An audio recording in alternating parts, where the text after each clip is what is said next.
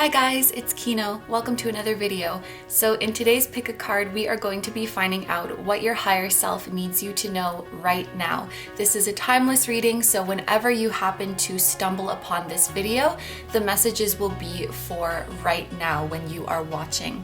I think I'll explain a little bit more about the breakdown of this reading after you've chosen your group. So for now, I will just give you a close-up look at each of your options. There are 4 readings for you guys to choose from today. I'm going to show you each of the crystals one by one, and then please pick whichever one you feel drawn to the most. Number 1 is Crazy Lace Agate. Number 2 is Pink Opal. Number 3 is Opalite. And number 4 is Mary Ellen Jasper. Okay, so as always, take all the time you need to pick. You can pause the video if you need to. I'm gonna go ahead and get started with number 1. Hi number ones. So if you guys chose the Crazy Lace Agate, this is going to be a reading all about what your higher self needs you to know right now. So as you can see, we have the tarot board out today. This is what we are going to use for the main part of your reading. Each of these 10 spots has a different meaning, but basically the cards in the bottom row here represent your current situation. This card in the middle represents the wake-up call, the epiphany, or the divine intervention that then propels you into your future, which is represented by the top row here. Okay, I do have the guidebook, thank goodness.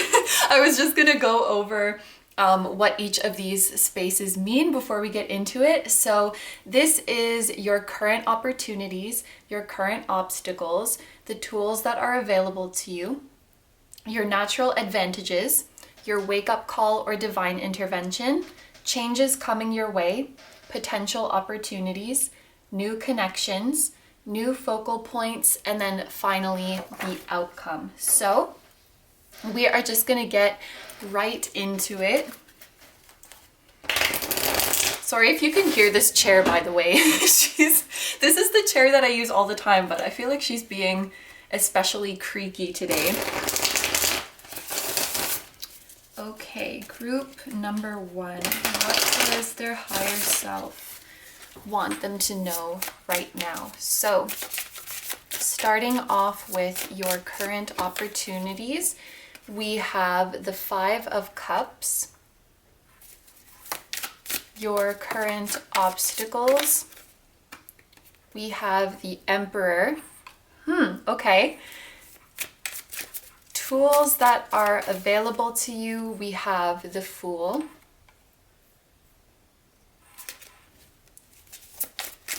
your natural advantages,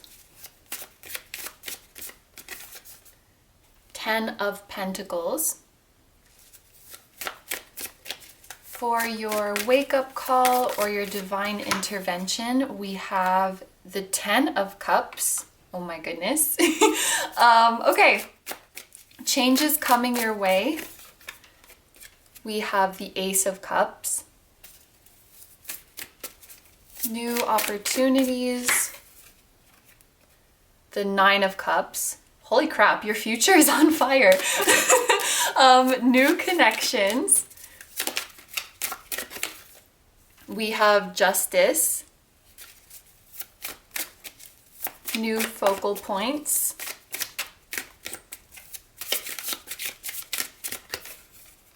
The 3 of Wands. And then for your final outcome, we have the 9 of Pentacles. Okay, so group 1, I just have to tell you guys, or your higher self just has to tell you guys right away, you might be going through a tough time right now, but your higher self is saying very clearly that things are only up from here. I was gonna phrase it like things right now are the worst that they're gonna be, and I know that that sounds kind of negative, but I guess your higher self wants to reassure you that if you're feeling sad right now, you're only going to get happier. If you are feeling down in the dumps, things are only going to get better from here. Like, you are at the darkest point or at the lowest point right now. So there's no fear that things are going to get worse for you or that things are going to stay bad for you. And in fact, I see that your future is insanely bright. Starting off from the wake up call onwards, we have all super, super positive messages for you. And it looks like your current situation is one that might be a little bit tough to get through, but I want you to know that any struggles you're going through right now is going to be worth it in the end. So let's go through these cards one by one. We're going to start here with the Five of Cups, and it's so interesting using this tarot board because each card has a specific meaning assigned to it, and sometimes you get like interesting combinations. For example, the Five of Cups is normally a card that would be considered, you know, kind of sad, kind of disappointing, but then it's appearing here as your opportunity. So this is giving me blessing in disguise kind of energy. The situation or any struggles that you're going through right now, your higher self wants you to know that they are blessings in disguise. The Five of Cups is a card that talks about loss. It can talk about rejection or just the overall disappointment of a situation not going how you'd hoped. So maybe this is something that you guys are dealing with right now, like you wanted an opportunity and things fell through. You thought that a certain situation, a certain connection was going in a good direction, and things just kind of fell flat. You're left feeling, the word that's coming to my mind is you guys feel like robbed. It's almost like you got your hopes up a lot for something and it just completely fell flat for you, and it feels like something was ripped out of your hands, like something that belonged to you was ripped out of your hands, or your dreams for the future were kind of ripped out from under you. I always forget what that expression is, but this card is a number 5, so this talks about change, and this talks about a pivotal moment in your life. And I think that how you choose to deal with the situation and how you choose to get up and move forward from it is going to be so crucial and so, what's the word, definitive. Like it's going to define your future. Your higher self wants you to know that anything you have lost here was definitely protection. Any rejection that you have experienced here was definitely protection. And I often feel the message with the Five of Cups that what is meant for you won't pass you by. So if something has fallen out of your hands here, it was not meant for you. And the things that are meant for you are still out there waiting for you. But your current moment is kind of like this defining moment where, do you let this completely discourage you? Do you let this rip all of your hope from out of you? Do you let this defeat you? Or do you accept this as a protection? Do you accept this as, okay, this wasn't meant for me and I'm meant to keep moving forward because the best is yet to come? Because how you define this experience is going to be really, really important. And with the obstacle here, we have the Emperor. So it seems like some of you guys are being a little bit stubborn when it comes to what has happened here. We have the number 5, which is all about the potential for change and adaptation and development. And then it's being blocked by this number 4, which is like very stable, very sturdy, very solid. And because this is coming out in a negative way as your obstacle, I am seeing this as kind of a stubbornness, a refusal to move on, a refusal to see things for how they are. So in the example that somebody has gotten rejected, maybe they're saying like, no, this can't be because I was meant to have this. And they're really, really getting stuck on it and really, really dwelling on it. They can't let go. Whereas a more adaptable energy might say like, okay, this didn't work out, but I know there's something better out there for me. What's next? Let's pivot. Let's move on to the next thing. Let's find our, well, I'm skipping forward a little bit, but let's find our 10 of Cups. Let's keep going and find our 10 of Cups. So yeah, you guys are in a bit of a dwelling energy, a bit of an energy that is hard to move on. And I have to say that it's completely fine to be in this energy for some time, because when you have your sights set on something and you had your hopes up, it's freaking difficult to accept that loss and to move on.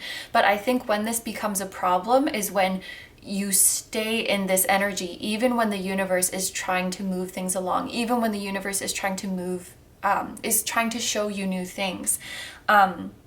The grieving process is just that. It's a process that we go through and then we move on, and we don't want to get stuck in it, and we don't want to get stuck in this energy where we think that things should have happened differently because we were supposed to get this. We were supposed to make things work here.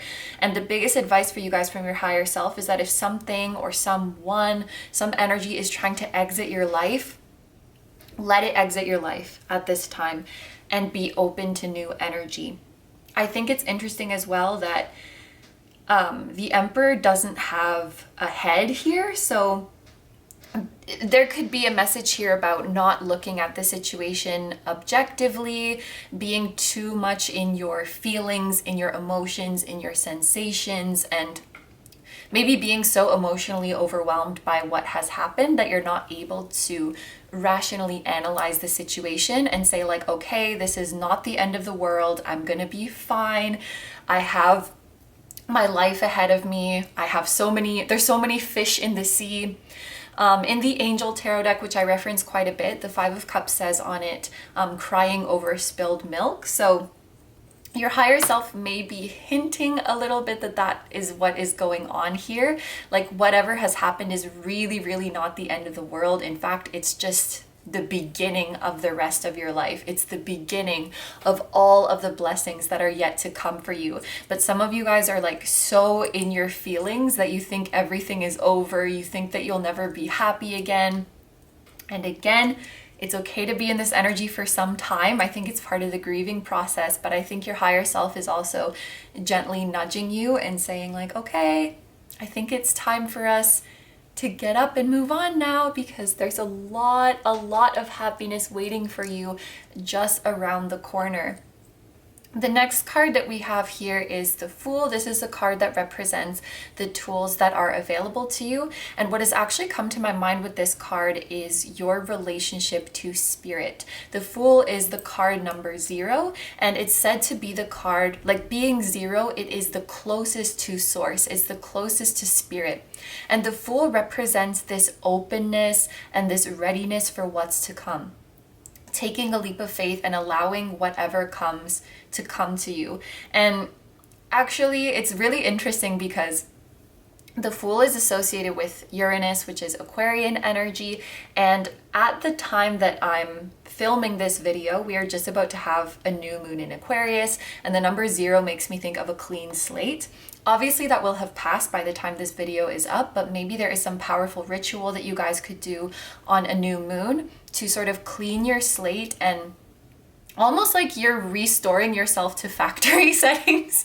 That's the way it's coming to me. Like you're restoring your energy to the default. You're letting go of all of your baggage and you're ready to start fresh. If there is a new moon coming up at the time that you're watching this, or just make a note whenever the next one is coming up. In the year 2022, pretty much all the new moons, I think, are either in like the first couple days of the month or the last few days of the month. But maybe there is some ritual that you guys can use to help clear away this baggage and clear away this old chapter. But your spirituality, your spiritual journey, your interest in spirituality, which I'm sure you have because you've clicked on this video and have watched up to this point, this is going to be an amazing tool to help you process and release what has happened. You could ask spirit or ask your spirit guides to show you what the lesson was here, to show you what the blessing in disguise was here, or even just say like, help me to move on, help me to feel better, help me to trust that there are better days ahead of me. But this is a time where I think you can really rely on your spirituality and rely on your relationship to spirit to help you feel better. Now over here we have the 10 of coins, or the 10 of pentacles, and this is representing your natural advantages. So whereas this energy is more like an external, well, it's not really external because your relationship with spirit is very much within you, but whereas this space is more of like a tool that is at your disposal, this is more like something that is within you. So your skills, your personality, your abilities, yeah, what comes to you naturally that can help you in this situation.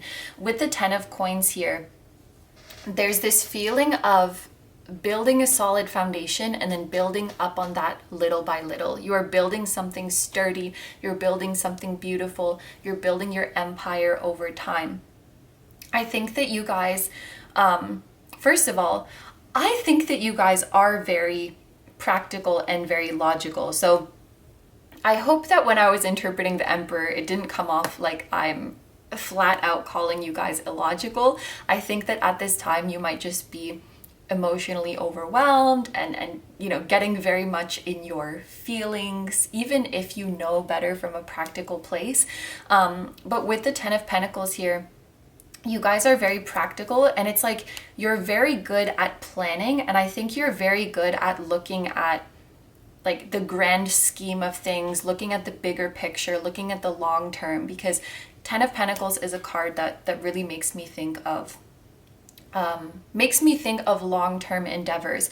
And I also think that you guys are very, very patient with this card here. And in fact, your higher self is saying you guys have granted so much patience to people around you, like waiting for people to come around, or waiting for people to come back, waiting for people to grow, waiting for situations to come around for you.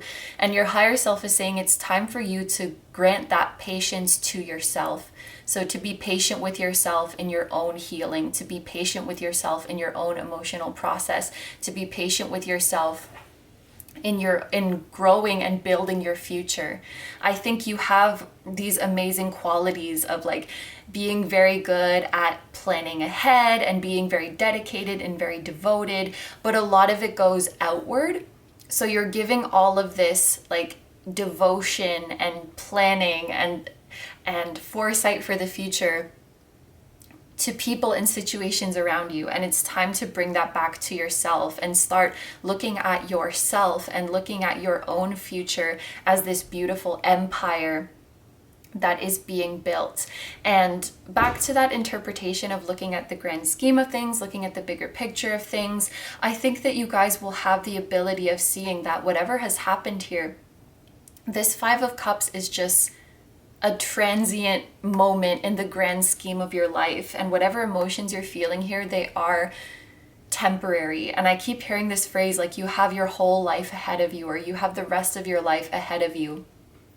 And I think that, well, even like in a few months, I think that what has happened here won't matter to you. But as time goes by more and more, like 5 years from now, 10 years from now, this is just going to be like a tiny little drop in the ocean.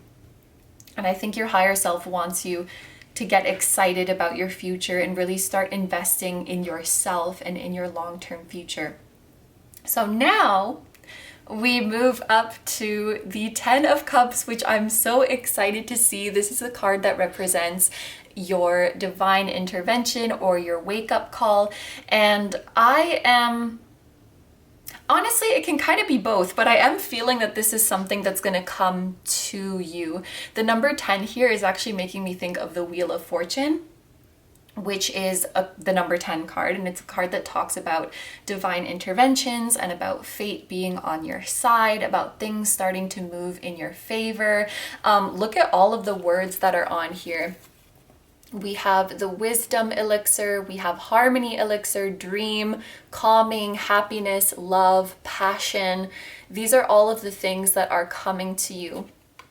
And I think that what this is representing is you guys discovering your happily ever after, discovering what makes you really, really passionate, discovering what makes you really, really excited about the future. And it's interesting that like this current energy, this is a 5 and this is a 10. I'm thinking of this as like from the scale of 1 to 10. You guys might have thought that you found your everything, that you found something that was really going to make you happy, and your higher self is saying this is a 5 compared to your true happiness and your true passion. It's like half of the happiness that you can truly experience. So I'll just give an example. Of course, this is a general reading and the situation can be different for everybody, but maybe this is like you didn't pass a job interview and like you thought this was going to be your dream job that was going to make you happy forever and that was going to be so amazing, and you're like, I don't know what to do with my life anymore, and really getting in your feelings like that. Then the 10 of Cups, this is like the actual dream job. This is what your higher self was protecting you from, because this wasn't it, and this is the real thing. So your divine intervention is finding the real thing. And you know, you can apply this to like a relationship, a partnership as well, even to a place, like you really wanted to end up in a certain place and then you find the place that truly makes you happy. But yes, your divine intervention, your wake-up call is you finding the real deal, is you finding your true happily ever after. And then look at the next card that we have for the changes coming your way. We have the Ace of Cups, which represents a new beginning that is emotional in nature, a new beginning that is incredibly fulfilling, that brings you bliss, that brings you peace of mind. One thing that I think you're going to notice in this new chapter is that things flow to you so much more effortlessly. I think that you guys you've gotten used to resistance, and you've gotten used to having to struggle just to make things move in the direction you want them to. But when you're in the flow and when you're co-creating with the universe, you guys are going to be surprised how effortlessly things come to you, how quickly you can manifest, how precisely you can manifest. So just to give another example, I'll use the example of a relationship this time. Maybe you were with someone that, like, it was so difficult to get them to open up. Like, you had to really, really, I don't know if pry is the right word, but it was like trying to crack a walnut with your bare hands. It was really hard to get this person to open up. And you just thought that was the way things were. Like, oh, that's just how relationships go. It takes a really, really, really long time for people to open up. And you just have to be super patient, and you just have to be okay with not knowing what's going on in their head. That's just the way it is.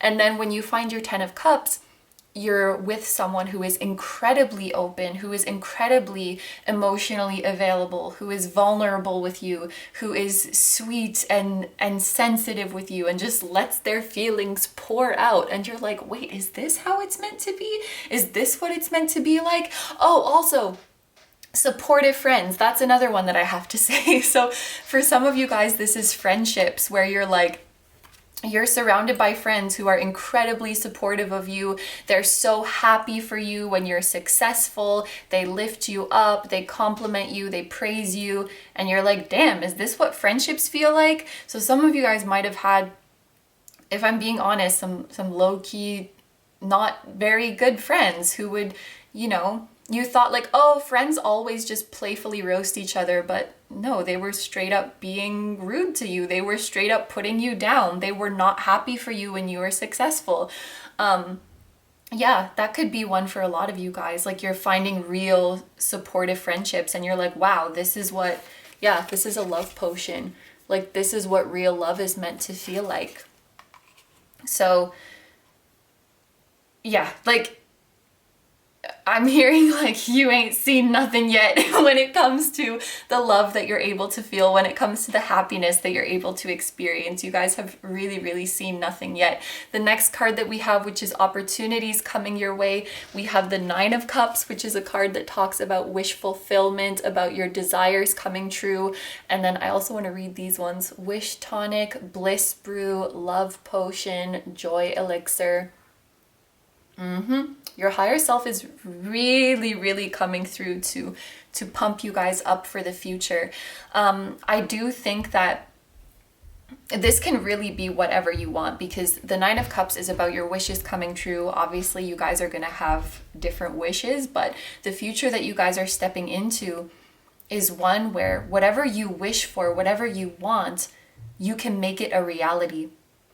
And there's so much energy of love here. So you're definitely having some unions or some reunions with your soul tribe, with the people who love you exactly how you are, with the people who are so supportive of you.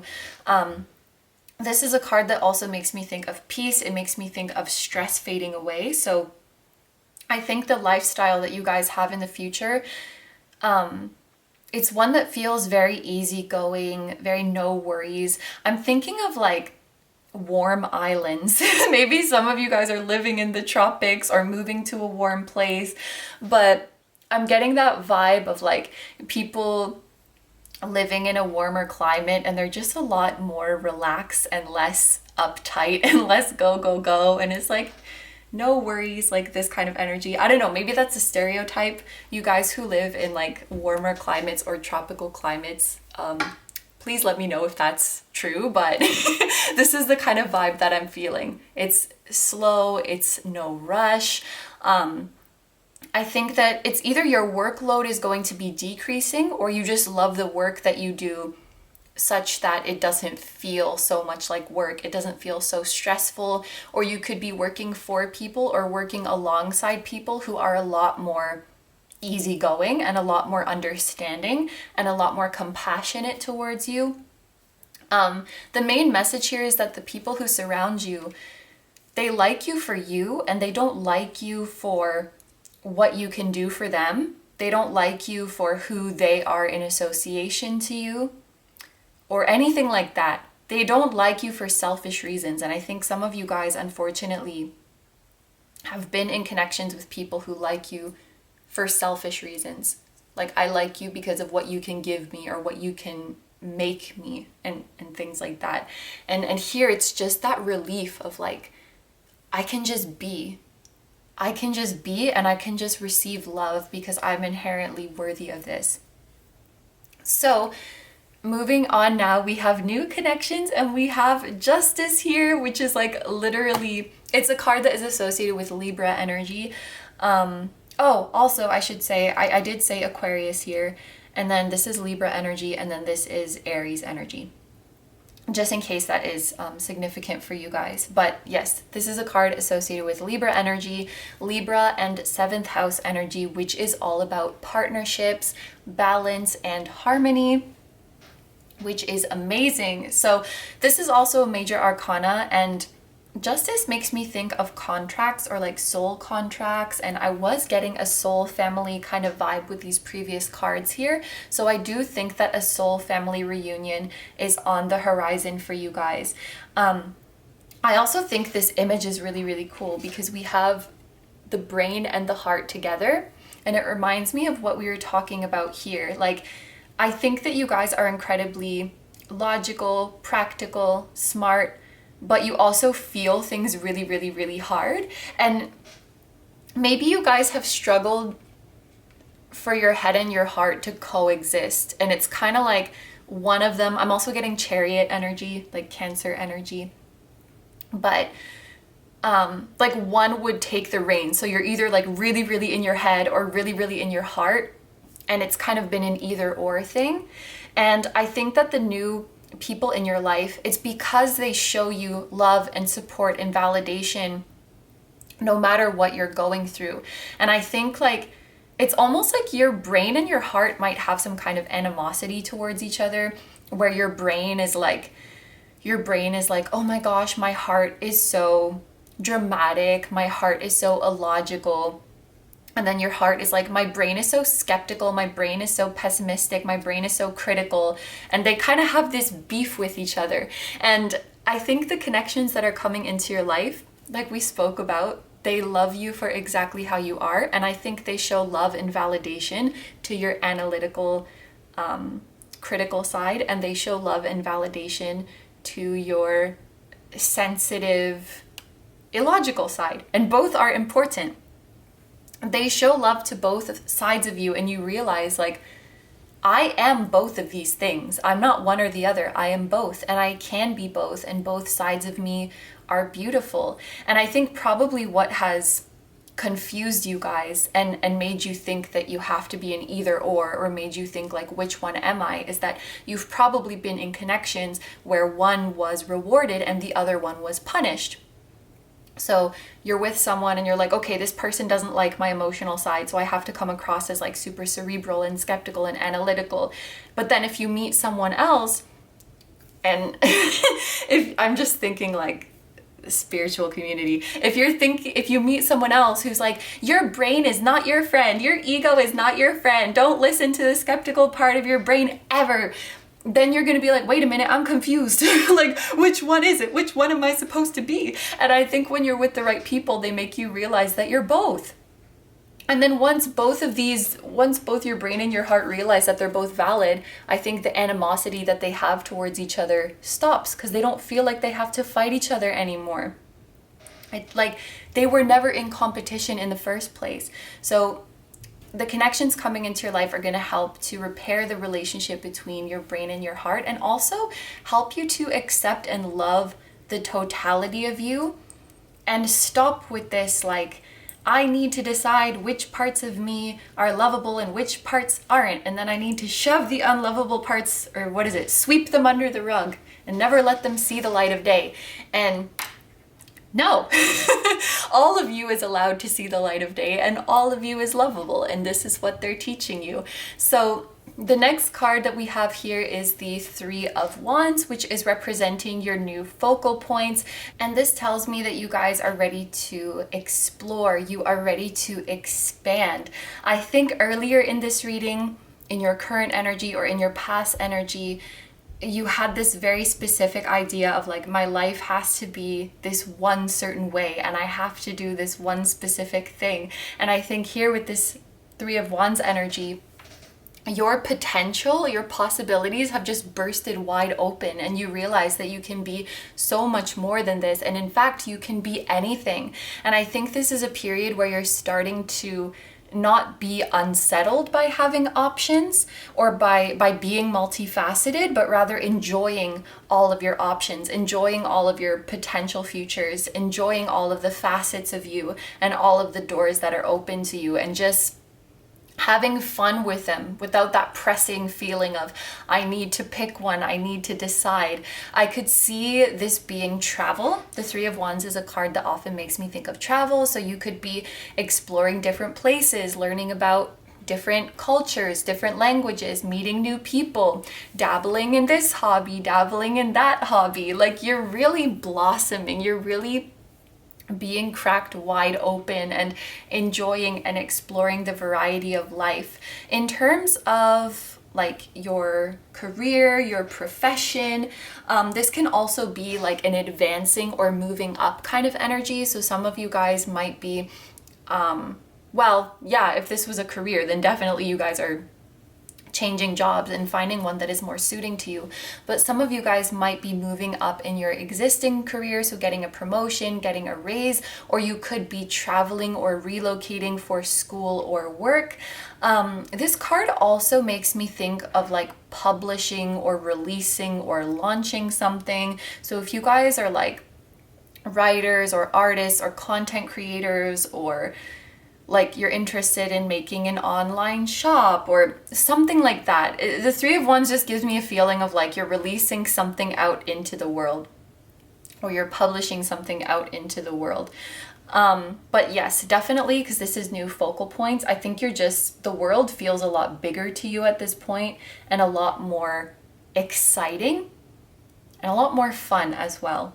So finally here, this is the card that represents the final outcome, and we have the Nine of Coins. For those of you who are self-employed, this is a confirmation that you will be successful. Or for those of you who are wanting to become self-employed, this is, well, same thing. This is also a confirmation that you guys will be successful. But I was going to say this is a confirmation that you should definitely go for it, that this would be something really, really good for you guys. I definitely see material abundance in your future.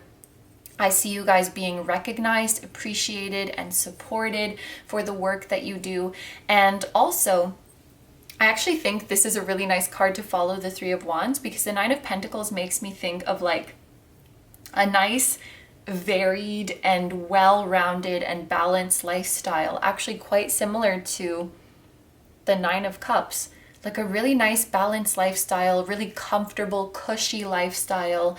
But yes, there's emphasis on having variety and having diversity in your life. So maybe your circle of friends and acquaintances is expanding, or the places you frequent is expanding. I could see you guys like enjoying new cuisines, enjoying new music, trying out new products. You're just spicing things up, shaking things up, and enjoying variety in your life. And I also think that, I think fulfillment is the right word, or enrichment. you're experiencing, I'll just use both of them. You're experiencing fulfillment and enrichment like in every area of your life. I feel this really, really strongly with the Nine of Pentacles. So like you're happy in your relationships, you're happy with your job, you're happy with your hobbies, you're happy with your home life, you're happy with your spiritual journey, you're happy with your self-image. It's like all of your, I was gonna say all of your hens are looked after, which is not an expression at all. But I was thinking of like, you know, you have eggs in all your different baskets and they're all happy. So there you go. All your hens are looked after. So I think now you can see why I was so happy, why I was so excited for you when I started dealing out these cards and I saw that your future was so amazing. Cause like, man, like I would probably cherry pick cards for something similar like this to tell you the truth. But with that being said, I do feel for your current situation and I do acknowledge that it's not an easy one, but this is your higher self gently nudging you to move on and to not, well, yeah, to put it bluntly, like to not be stubborn about how you think your life should look, because you're closing yourself off to so much more joy by staying fixated on one thing that didn't work out. Okay, so we are going to take a look at these oracle cards now to see what other messages your higher self has for you. So the first card that we have is Be Here Now. The present moment is the answer. It's all we really have. The future is just a child of the present. Focus on now. This is really, really interesting card to come out because there was so much emphasis about like how you deal with this current situation being so important, how you choose to carry on, how you choose to move forward, being what can define your whole future. And I like this phrase, the future is just a child of the present, because it really illustrates like what we do now, the choices we make now, the mindset we have now is literally giving birth to our future. So your higher self wants you to know that this future is available to you. This future is waiting for you. But the choice that you make now and how you choose to move forward now is what will bring this about. Let's look at this one now. Creative value, most often not financial. Who are you now that it's done? What has been revealed? When I look at this card, it makes me think of what we get out of a situation is not always the most obvious thing, or it's not always the most tangible thing. If I can give like a really simple example. Let's say somebody worked on a project and they thought it was going to make them money and it didn't make them as much money as they'd hoped. So maybe the end result or the most obvious result that you would hope for is not what happened, but they probably found value in so many other ways. Maybe they learned a lot throughout the process for their next project, or maybe they made some really, really valuable connections. Maybe they became a lot more mature. Maybe they became a lot more resilient. Maybe they became a lot more hardworking, a lot more confident. There's value in so many different places if you open your mind, and I was gonna say dare to, I don't know if that's the right word, open your mind and are willing to look in all of these different places. I think your higher self is warning you guys against tunnel vision, whatever you're doing, and saying like, I can only find value here, I can only find happiness here, and wants you to kind of crack open a little bit more, open up your mind a little bit more. I just see a lot throughout this reading, this advice to accept the multifacetedness of things, the multiplicity of things, if that's the right word, and not to like drive yourself into a corner or to get tunnel vision. And look, the next card is free spirit. To be a free spirit is to float without walls, to fly without judgment, and to love without conditions. Yeah, your higher self wants you guys to be more open for sure. Like we even had the Fool here, which is all about like no expectations, no judgment, and just opening your heart to whatever is to come. And then we have Amber with the message ancestors. My ancestors are guiding and loving me now and always. I am open to receive their support and wisdom. This is really, really sweet because this corner of the board was talking about like your advantages and the tools that are available to you. And the Ten of Pentacles can talk about like your biological family, your heritage, and your ancestors. So they're almost saying like, we will be your strength, we will be your tool. I know that's a weird way to put it, but like, we are available to you. We're available to you. We will guide you. We will give you support. We will give you strength. That's really, really sweet. I also wanted to try using these karma cards at the end of the reading. I've never used them before, so I'm not sure how this is going to go. But basically, there's different cards for astrological placements, but they're all like portions of a sentence. So when you put them together, they make a full sentence. And then sometimes they're like super specific and other times they're kind of vague, but I thought we could just read them out and see what we get. So for your planet, we have Pluto. So we have some Scorpio energy and energies of transformation. For your sign, we have Aries. So Aries energy again. I don't think anyone watching this would have Pluto in Aries, or would they even be alive? I feel like Pluto in Aries was a long time ago. And then for the house, we have the 5th house. So some of you guys might have Pluto in the 5th house, or you might have Aries in the 5th house, which would make you a Sag rising, I want to say. So let's just read the phrases and see if they make sense. But no pressure, karma cards.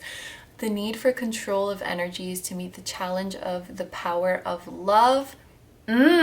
Interesting. The need for control of energies to meet the challenge of the power of love. So it's almost like some of you guys have been afraid of love, or some of you guys have been afraid of the highest love that you could experience, and you feel like you need to control the situation to meet the challenge of love or to meet the challenge of relationships. Pluto is about control and power, and so maybe some of you guys are very afraid of losing control, afraid of being vulnerable, afraid of getting hurt. So when it comes to love and relationships, you feel like you need to know everything, like you need to have everything under control, like you need to be micromanaging everything to make sure that everything's okay. It's like a fear of things spiraling or spinning out of control. And I think when you're with the right people, like we talked about, you're learning that it's okay to just be, and it's okay to just let things unfold naturally, because nothing scary is going to happen, because you're in good hands, because you're safe, because you're with trusted people.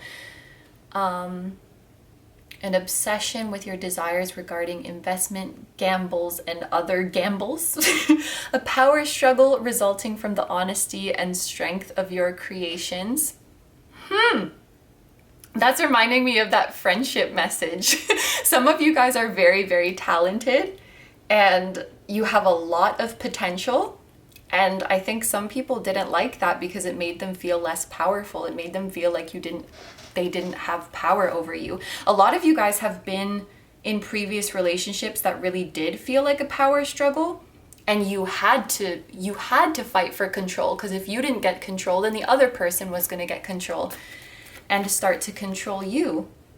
And this is something that you guys are unlearning. I think a lot of your past relationships have felt like it's you against the other person, which is quite an unhealthy dynamic, which thankfully is making its way out the door. Aw, resurrect your willpower with the trust of a child. So you guys are learning to open up again. You're learning to trust again. This childlike energy, it feels very pure and innocent to me. So maybe some of you guys are worried, like, how could I open up again? How could I trust again? And your higher self is saying that in the right hands with the right people, you will be able to do so. Get to the heart of what you think you know about fun, romance, and making art. So you guys are redefining. You're redefining your beliefs when it comes to love, when it comes to relationships, when it comes to happiness. You guys are rewriting your subconscious beliefs and rewriting your limiting beliefs. This one's do or die. You must do it your own way and do it dramatically. Okay, some of you guys needed a ton of encouragement to go forward with a project. The fifth house was talking about your creations, talking about making art. We had this Nine of Pentacles, which was encouraging you to work on something independently. And there you have it. Do or die. Do it your own way and do it dramatically. Go big. Okay, and finally, I just wanted to take a couple cards from this deck. We have Enhance,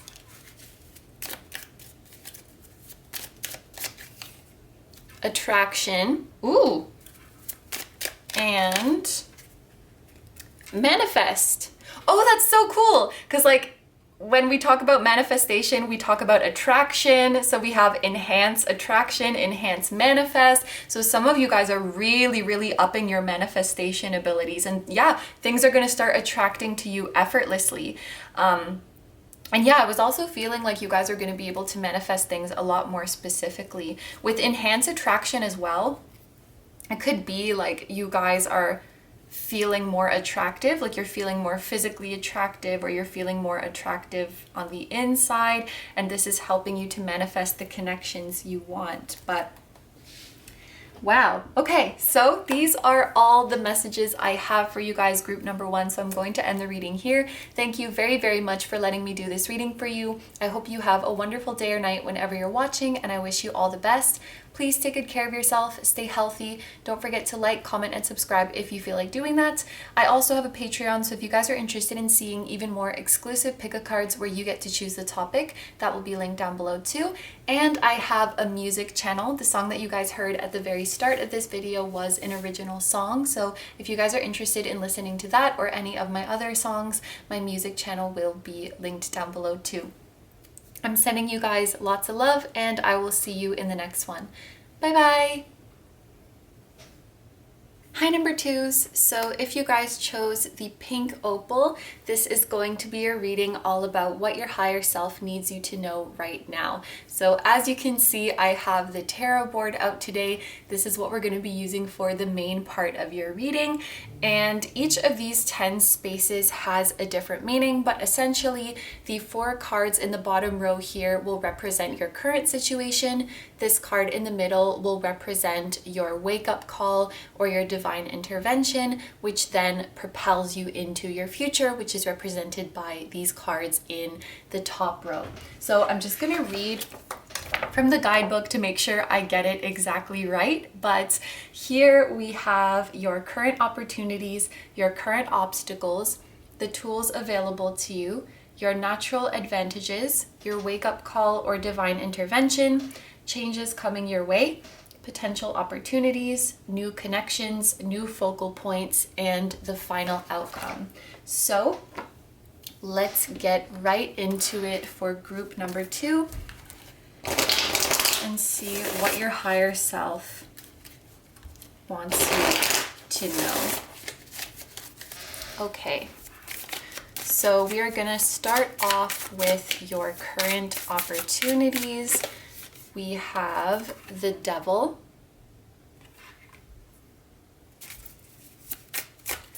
your current obstacle, we have the Knight of Cups,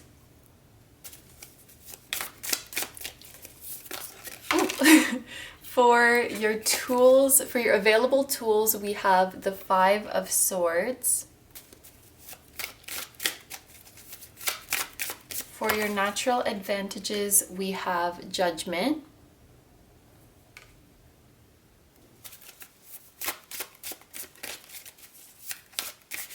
Oh, okay. For your wake-up call or your divine intervention, we have Temperance. Changes coming your way, the 9 of Pentacles. Future opportunities, the 4 of Swords. New connections, the 3 of Swords.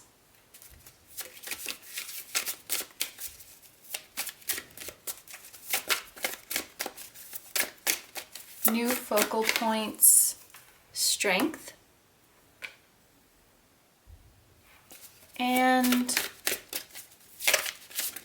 ooh, Let's try that again. For your final outcome, we have justice. Okay, so group 2, I just want to mention that in this group particularly, I felt a lot of messages coming to me, you know, even before I finished laying out all the cards. They were like very specific messages coming to me, almost in the form of downloads. So this might be something that you guys are going through recently, because I felt very flustered and kind of confused. You guys might be receiving, and basically downloads is like moments of claircognizance where messages are coming to you from your higher self or from a higher being, almost like they are being beamed down to you without any sort of 3D stimulus or 3D communication. So you guys might be feeling very flustered with all of these psychic messages coming to you without you really knowing where they're coming from, what they're trying to tell you, why they're here. It is a little bit of an uncomfortable energy, and I was just kind of feeling scattered. I was kind of feeling all over the place, like as if I'd gone through an energetic upgrade, but I didn't really know how to handle the new energy yet, because it was a lot. It was a lot for me. That was kind of the feeling that I was getting. And then I think you guys saw towards the end, I dropped a bunch of cards, and that can be a sign that there are a lot of beings trying to communicate with you, that you have a lot of spirit guides around you right now, or that your spiritual team has been very, very vocal with you recently. In addition to downloads, maybe you guys are also being bombarded with signs and synchronicities and messages, you know, out in the world, and you're like, oh my gosh, like what the heck are you trying to tell me? Like maybe you are seeing the same angel number 10 times a day, or you're having the same dream over and over and over, and it's overwhelming, but you still haven't figured out like what is the message here. I don't know if that's something we're gonna unveil throughout this reading or not, but I think first and foremost, your higher self wants you to know that you're not going crazy. Like if it feels like the world around you has been trying to communicate with you, and if it feels like your dreams have been trying to communicate with you, it's because they are, and there are messages coming through to you. And maybe there's a little bit of an apology from your spiritual team. Like, I'm sorry if we overwhelmed you and if we came on too strong. We're just really, really excited about your future. But I will do my best to stay focused and to not get flustered throughout this reading. But please bear with me, because I feel like there's a lot, there's a lot going on for this group. So, oh, I also should point out the zodiac signs that we have here. So with the devil, we have Capricorn. With judgment, I would say this is Scorpio, because it's associated with Pluto.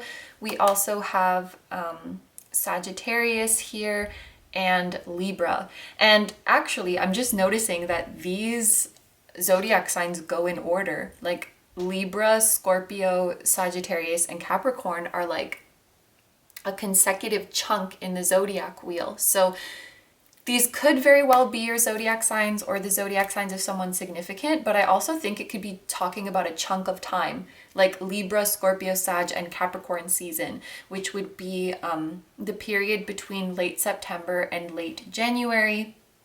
Of course, this is a timeless reading, but if those months are coming up when you are watching this reading, or maybe you're right in this period right now, I think that that window could be significant for you guys, like where a lot of changes are going to be happening. Your higher self is saying you're going to go through a lot of changes internally first, almost like changing your self-image, changing your personality, changing your worldview, such that your life starts to feel kind of foreign to you. It's almost as if you were going through life like a zombie, they're saying, and then you wake up and you're like, wait a minute, what is my life? Like, what am I doing? Almost like this uncomfortable moment of awakening where you're questioning if the life that you're living really feels like your own, or if you've just been taking on energies, taking on desires from other people, and asking yourself if you're really living versus am I just surviving? Am I just in autopilot mode? There's this sort of, and the word uncomfortable keeps coming to my mind, like this uncomfortable realization, this uncomfortable awakening, this moment of like, wow, we have a lot of work to do. Okay, so, wow. Okay, I haven't even gotten into these yet, but we're gonna start over here with the devil. And I think that this is, well, actually, it could be speaking about the nature of the opportunity itself. I think you guys, an opportunity that is coming to you is one that will elevate your status in some way or put you in a high position, put you in a position of power. This is Capricorn energy, like I said before. So this is related to the 10th house, and this has to do with our public image, with our status, with what we do in the world. So whatever field you guys are in, I think you have the potential to take it very far and to escalate things very, very high. And I think that you could be someone who is widely known, or someone who has a really solid reputation. Like you're really making a name for yourself. You're really becoming somebody, so to speak. But honestly, the first feeling that I got when I looked at this card was less so about the nature of the opportunity and more so about how you're feeling about the opportunities that lie before you. Because the devil can also talk about this voice that tells us that we're not good enough, or the fear that we are not good enough, about our insecurities, being stuck in our comfort zone, being stuck in our box, being held down by our negative thoughts. So I was kind of getting the feeling that there are opportunities available to you, or your soul is calling you to assume a certain role or to take a certain position, but you feel like you're not ready, or you feel like you're not worthy, or you feel like you don't have the necessary talents, the necessary knowledge, the necessary charisma, the necessary looks, whatever it might be. You feel like I'm not this enough, I'm not that enough to assume that position. Like your higher self is up here saying like, look, I got this throne for you. I have this throne prepared for you. And you're like, no, I can't go in that throne. That's not for me. I'm too this to be in that throne, or I'm not that enough to be in that throne. And there's this voice in your head that keeps bombarding you with all of these reasons of why you shouldn't go in that throne. And there's this fear holding you back. Also, the word like imposter syndrome is coming into my mind. Like, and I'm starting to understand the cause of this discomfort, because it's like you're uncomfortable in your current life. It's not satisfying you. It's not fulfilling you.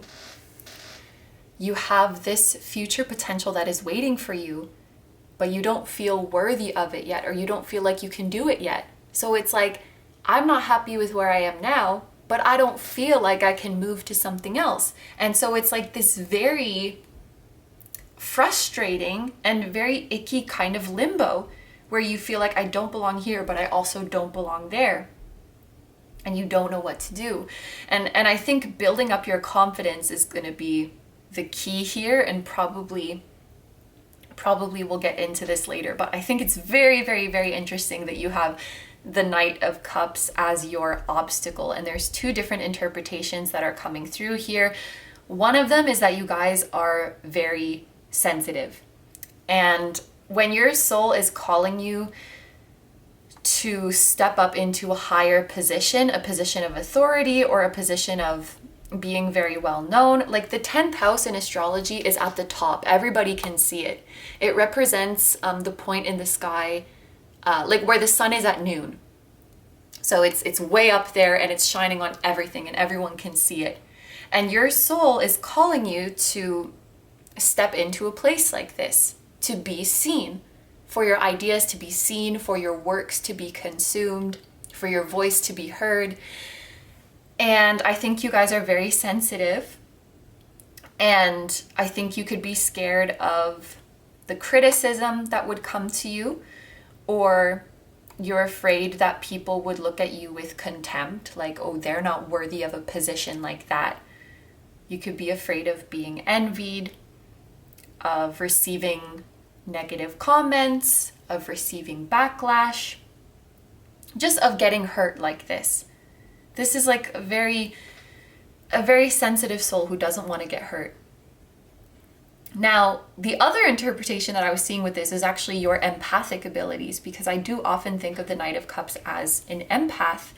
So this goes back to the interpretation of the devil that was about you guys feeling confident enough to assume this role that your higher self is calling you to, and to step out of your old life. And I think that you guys have taken on a lot of thoughts and a lot of beliefs from the world around you. It's almost like you have so many limiting beliefs, but they're not yours.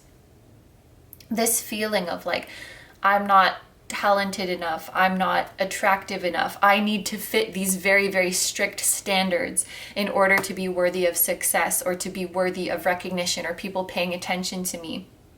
These are all, it feels like they're all of society's arbitrary standards that you have absorbed and that you've taken on to think that they're your own beliefs or that they're your own standards, that they're your own thoughts.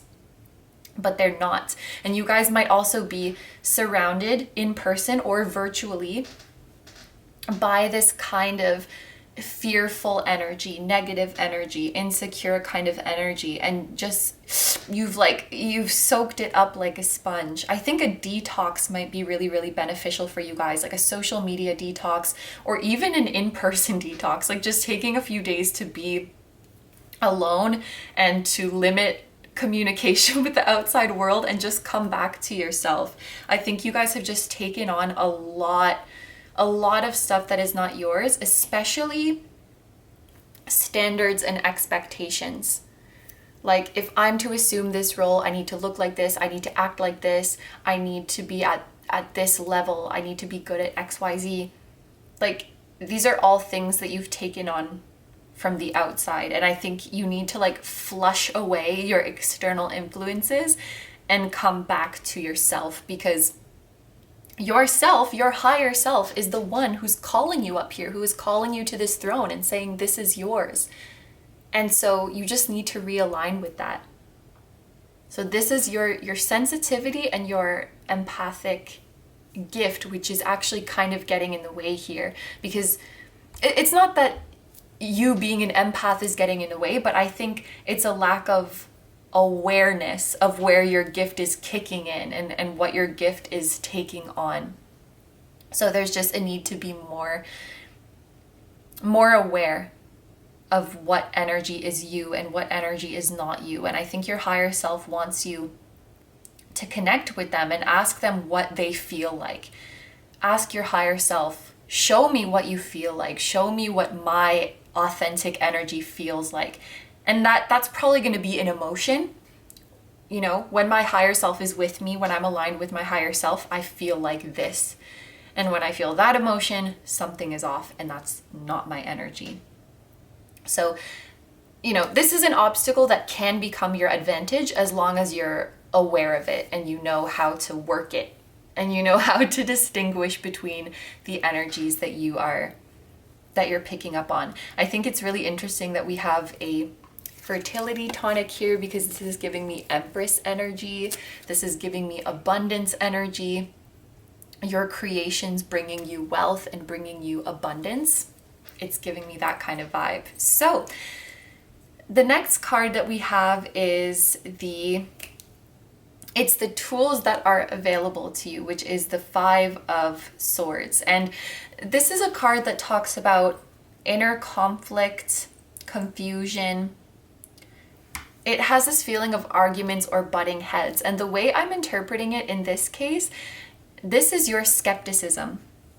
Swords have to do with your mind, with your thoughts. And when we have this card that talks about like conflict and arguments and butting heads, I'm thinking of this as your ability to rebut and to argue with the devil and to, I think cross-examine is the word, like everything that the devil is saying.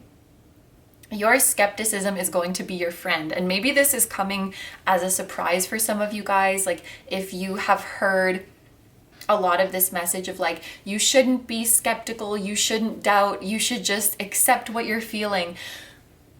sometimes we need to question why we're feeling the things that we do, especially if they're not benefiting us, especially if they're tearing us down and they're affecting the quality of our life. It's almost like you got to sit down and interrogate this devil, and don't let him get off easy. Imagine that the devil is in court and you're the lawyer who is trying to prove that the devil is lying, and grill him. You said on March 13th at 6 p.m., you said that I wasn't attractive enough to be a dancer. What did you mean by that? And then make the devil speak. And it is really, really important to get to know the devil, because he might reveal to you where these thoughts have come from, whether it was, something that you absorbed from the outside, something that you learned when you were too young to think critically. And I think that's kind of the case for a lot of us. Like, we internalize things before we even had the chance for our brain to develop and question and think critically about things. And then it just cements in our psyche. And we have to realize that we have the power to undo those things. So your skeptical mind and your razor sharp intellect is going to help you to unpack your insecurities and whatever is telling you that you can't sit in this throne, and really call the devil out on his bullshit. Now, honestly, I think as long as we're humans and as long as we're living this life, we will have a little bit of the devil in us. We're always going to have fear. We're always going to have doubt. So I don't want you guys to think that you can't sit in this throne until you're completely 100% confident. But I think that you can definitely get your devil versus confidence pH balance back into check and get the devil at bay so that he doesn't stop you from living your life. So the next card that we have is your natural advantages, and we have judgment. So your higher self is telling to you, and this was, I don't know if you guys remembered when I was shuffling and judgment came out, and then I kind of paused and I was like, oh, okay. Because your higher self told me very clearly, the message for this judgment card is that you guys have done this before. You guys have done something similar to this before. Judgment is, or it gives me this feeling of leveling up, of shedding your old skin and ascending and maturing and releasing an older version of you. Almost like, an energetic update or an energetic upgrade. And you guys have done this many times before in your life, but you seem to have forgotten. You guys are so anxious right now with your soul calling you to a new chapter. You're worried that you're going to fumble, that you're going to mess up the new opportunities. You're worried that you're not good enough. You're worried about how you're going to shed your old skin. It's like you're really, really getting in your head about it. And your higher self is saying, but you've already done this before. Like, this is something that comes natural to you. Evolving and ascending is in your nature. As a limitless being, it's in your nature to keep changing and to keep evolving. And you have done it before. This is a really, really maybe it's not such a weird example, but it's definitely not as intense, but I was gonna use the example of me. Like, I learned Japanese when I was younger, like when I was 9 or 10. And then now, as an adult, like in my 20s, when I'm faced with a new language, I'm like, oh my God, how am I gonna do this? There's so many things to remember. It's so difficult. I'm so nervous about making mistakes. And it's like, did you forget that you've already done this before? Like, you have empirical evidence that you can do this. There's proof that you're able to do something like this, and yet you have some kind of selective amnesia and you don't remember that and you're freaking out about doing it again. So your higher self is hinting like, there's already been moments in the past where I called you to step up, where I called you to sit in your new throne, and you were scared, but you interrogated this devil and you made him cower and run away with his lies, and you assumed the position even though you were a little bit afraid. You've literally done this before, and this time is no different. So maybe you guys have a little bit of amnesia, and I think your higher self is asking you to look back into your past and see when you have done this before. Again, just like you are a prosecutor, you need to go back and look at the supporting evidence for your claim. I know that I can do this because I did this 8 years ago when I changed majors. I did this 2 years ago when I moved to another country. Like, you will find these examples of your courage and your confidence and listening to your soul, listening to the urges of your soul and thriving as a result. You will find proof of this if you go back into the records, is what your higher self is telling you. Wow. Okay. So moving on here, we have Temperance. This is representing your wake-up call or your divine intervention. And it's interesting because we had that chunk of time from Libra season to Capricorn season, and I'm just noticing that like straddles over 2 different years. Do you know what I mean? Like, it's the ending of the year and then it's the beginning of the year with Capricorn season. So for some of you guys, this moment, this wake-up call might have actually been like New Year's Eve, or, you know, the feeling of a year is coming to an end and a new year is starting. Because Temperance is also like Sagittarius season, which is right at the end of a year. So it might have been like, you know, it's like December 31st and you're like, oh my gosh, a new year is starting. What am I doing with my life? Or maybe you guys are thinking like, oh my gosh, this is the year that I turn X years old, and starting to question what you're doing. Because again, there's this kind of uncomfortable existential energy that I was feeling with this reading. So I think for a lot of you, it's about like the passing of time that has led you to have this wake-up call, or there's something about the time period that is really significant for you. And also the fact that we have a brain on this card. It's like you guys really getting into your head. So I think it's like a new year starting, or a birthday coming, or the anniversary of something that passed that really got you to thinking. This is the vibe that I'm getting with Temperance. And just at this time, I'm not really seeing any other interpretation. It might come up later, but that's really what it's telling me for now. So that was kind of short, but I think we're just gonna move on to the rest of it and get into your future. So, and actually maybe it's so short because I talked a lot about your wake-up call energy at the start of this reading. But here we have the changes coming to you, and we have the 9 of Pentacles. I think that, yeah, for a lot of you guys, this is about some kind of career change. This is about pursuing your calling, pursuing your passion. The 9 of Coins very often makes me think of, or it is the meaning of someone who is self-employed, someone who is independent and doing their own thing. Maybe some of you guys are being called to start your own business, to be the leader of your own project, because this Devil Capricorn energy is kind of like the big boss, is the top dog. So yeah, I think a lot of you are meant to do your own thing.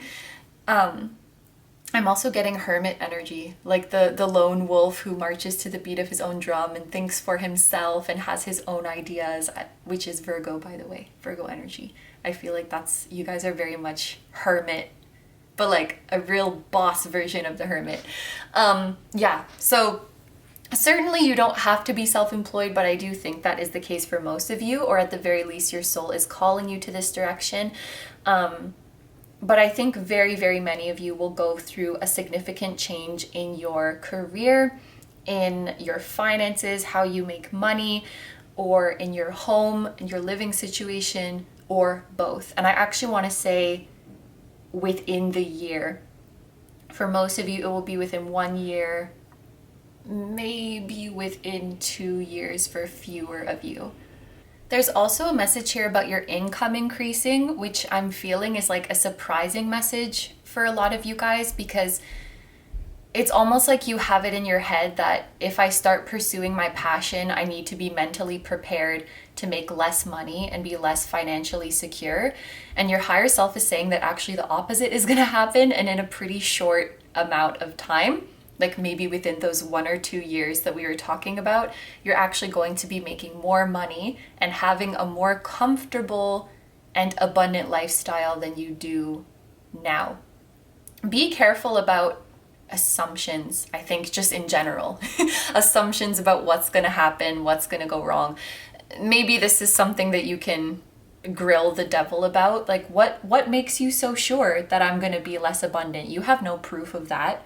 Like, everything the devil is telling you is just an assumption anyway. The other thing I feel with the Nine of Pentacles is this feeling of unbotheredness. Like, and I think maybe this has to do with your energetic detox and with coming back to yourself. But you guys are entering an energy that, like, you really could not give a shit what anyone has to say about the life that you're living, because you're in love with the life that you're living. And it's really interesting. I feel like in the past, you guys have worried a lot about what people thought of you, but also in many ways you were living without a sense of passion or without a sense of purpose. But once you find your passion and find your purpose, it's like you suddenly don't care, because your love for what you do matters so much more than what anybody else would say. Like, you have something to stand up for, you have something to protect, you have something to fight for. And I think you're coming to this realization where before you were like, I'm worried about what people will say. What if I receive negativity? And now you're like, well, so what if I do? I sure as hell might, but I don't care. And honestly, you might receive this kind of negativity in the future if you pursue what you're passionate about. But I really, really do not think that you will give a shit, because you're not hurting anybody. You're not doing anything wrong. And any negativity coming your way, rather than valid criticism, is probably gonna be like some hate or some pettiness or some jealousy that you just don't have time for. I think you guys are just becoming a really, really bigger person and just in love with your life, so you cannot be bothered to engage with this negative energy. And also, once we get to this point, you have a very clear awareness of what is my belief and what is not, what is my energy and what is not.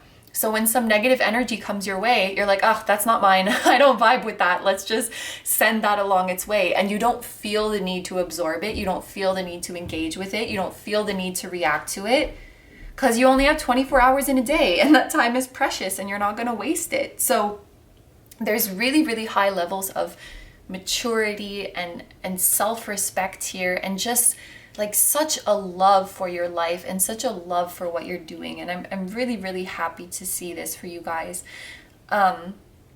Nine of Pentacles, it is one of those cards that I remember the zodiac association. I believe it's Venus in Virgo. So some of you guys, I think we did have Libra energy here. So some of you guys might be like a Libra with Venus in Virgo, or, oh, you could also be a Leo with Venus in Virgo, or Scorpio too with Venus and Virgo. But let's move up here to your future opportunities, and we have the Four of Blades, or the Four of Swords, which I actually really, really like as a resolution to this Five of Swords energy, because this showed a period where you guys had to be super vigilant and super on guard to any negativity or negative thoughts that might creep up. You really had to be working hard and doing a number on this devil to get forward and to get out there and do what you want to do. So the Four of Swords, to me, for your reading, it represents this period where your mind can finally calm down, where you can finally just chill. If there's anything that triggers you mentally, that triggers your insecurities, that triggers your anxiety, it's this feeling of the things that used to trigger you don't do that anymore. And you can come to face, like, you know, the same fears, the same things that used to make you feel afraid or make you feel crappy about yourself, and it just doesn't do anything to you anymore. And you can just keep going about your day calmly. It's not your default to worry anymore. It's not your default to overthink anymore. I just see a very calm and healthy mind that is blossoming for you guys. I know that this is the card that is talking about opportunities available to you. So if I could interpret an opportunity from this, this could very well be an opportunity for a vacation. And actually, if you're working for yourself and doing something independently, maybe this is you having a free schedule. So you can do whatever you want. Like you can sleep however much you want or when you want. You can wake up when you want. And I just feel this sense of like freedom. You're free to do whatever you want to do. And that brings a lot of calm to your life. That brings a lot of peace to your life. You guys could be getting into like a really nice self-care routine if you don't have one already, like a nice nighttime before bed routine, or a nice skincare routine, or a nice meditation routine. You know, actively doing these practices to help you get into that calm place, to help you wind down. But yeah, your stress level and the tension in your body and in your mind, it looks like it's just plummeting once you step into this Nine of Pentacles energy. Now, for your new connections, we have the Three of Swords. And it's interesting that we have, this looks like, I think they're called, maybe not pliers, but it looks like what you would use for like pruning plants. You know, like cutting off the scraggly ends of plants. And it just makes me think of doing some kind of maintenance and removing what shouldn't be there anymore.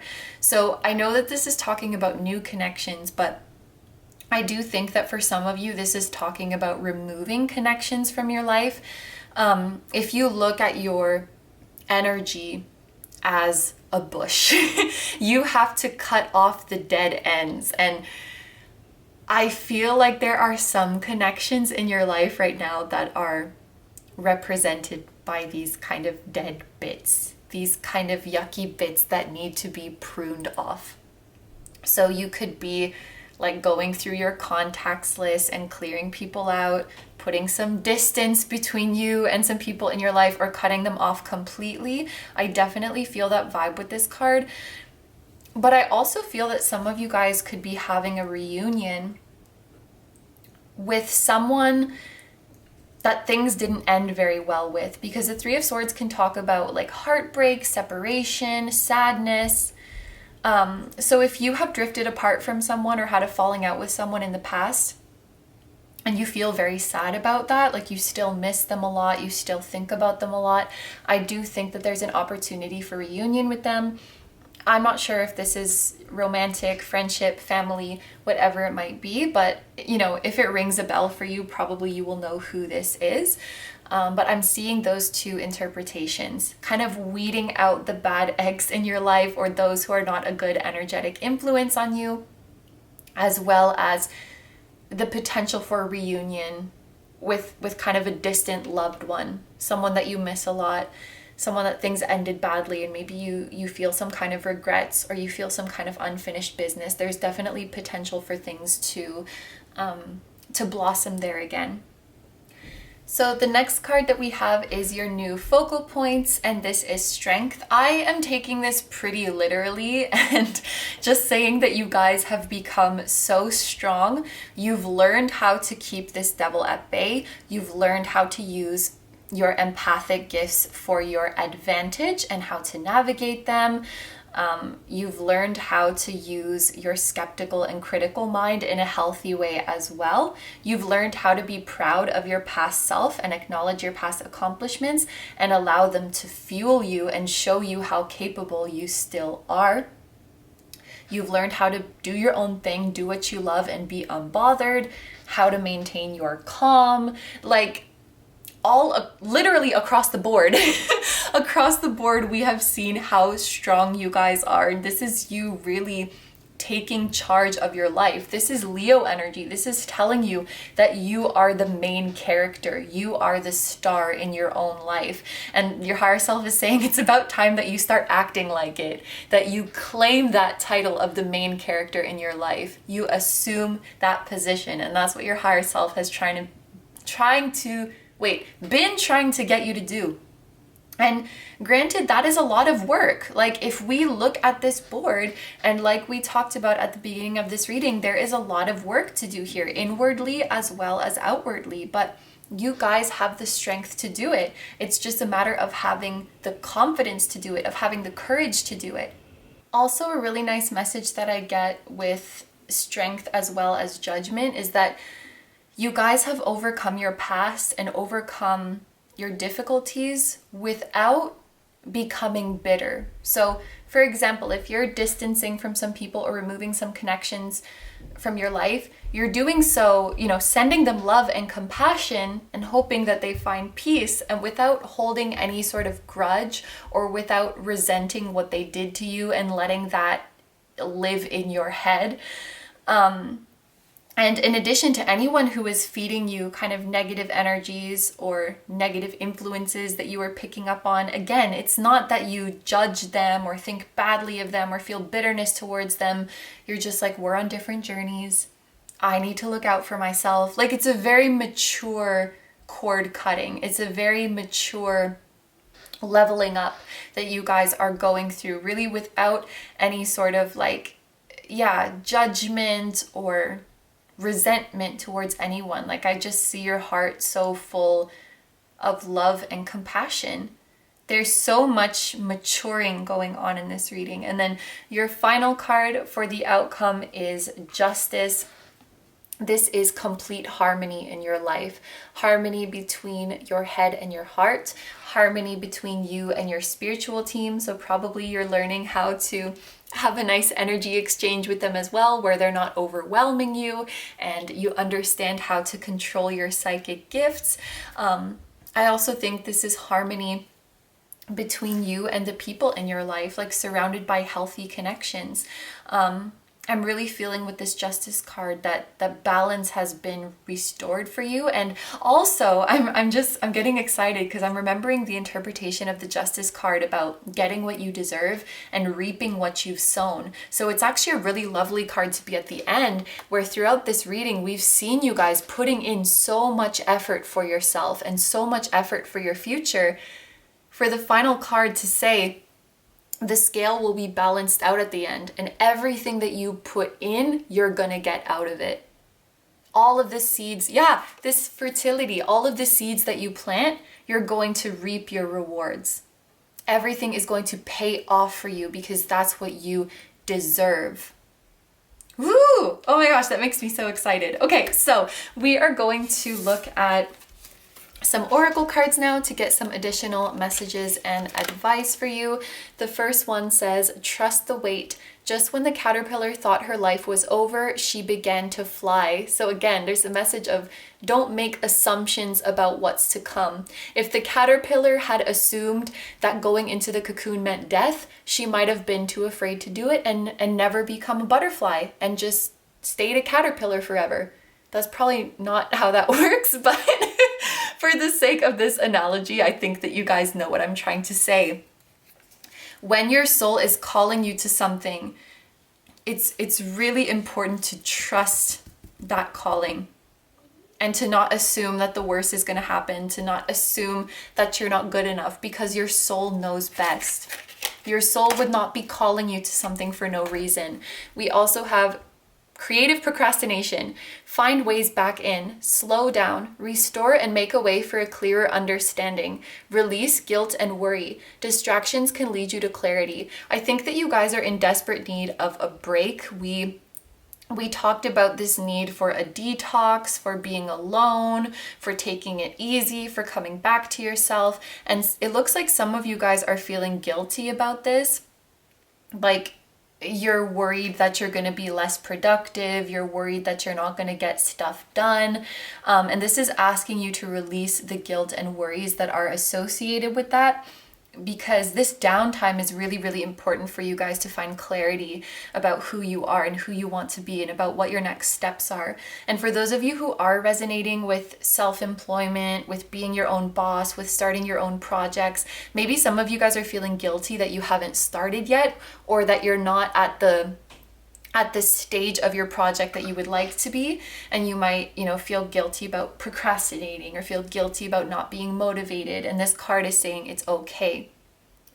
Sometimes we just need to go slower. Sometimes we just need to take breaks. Sometimes we need more time to think, because we need to find valuable information and valuable answers that we need to start or to continue the project. Rest is an equally important part of productivity and getting things done.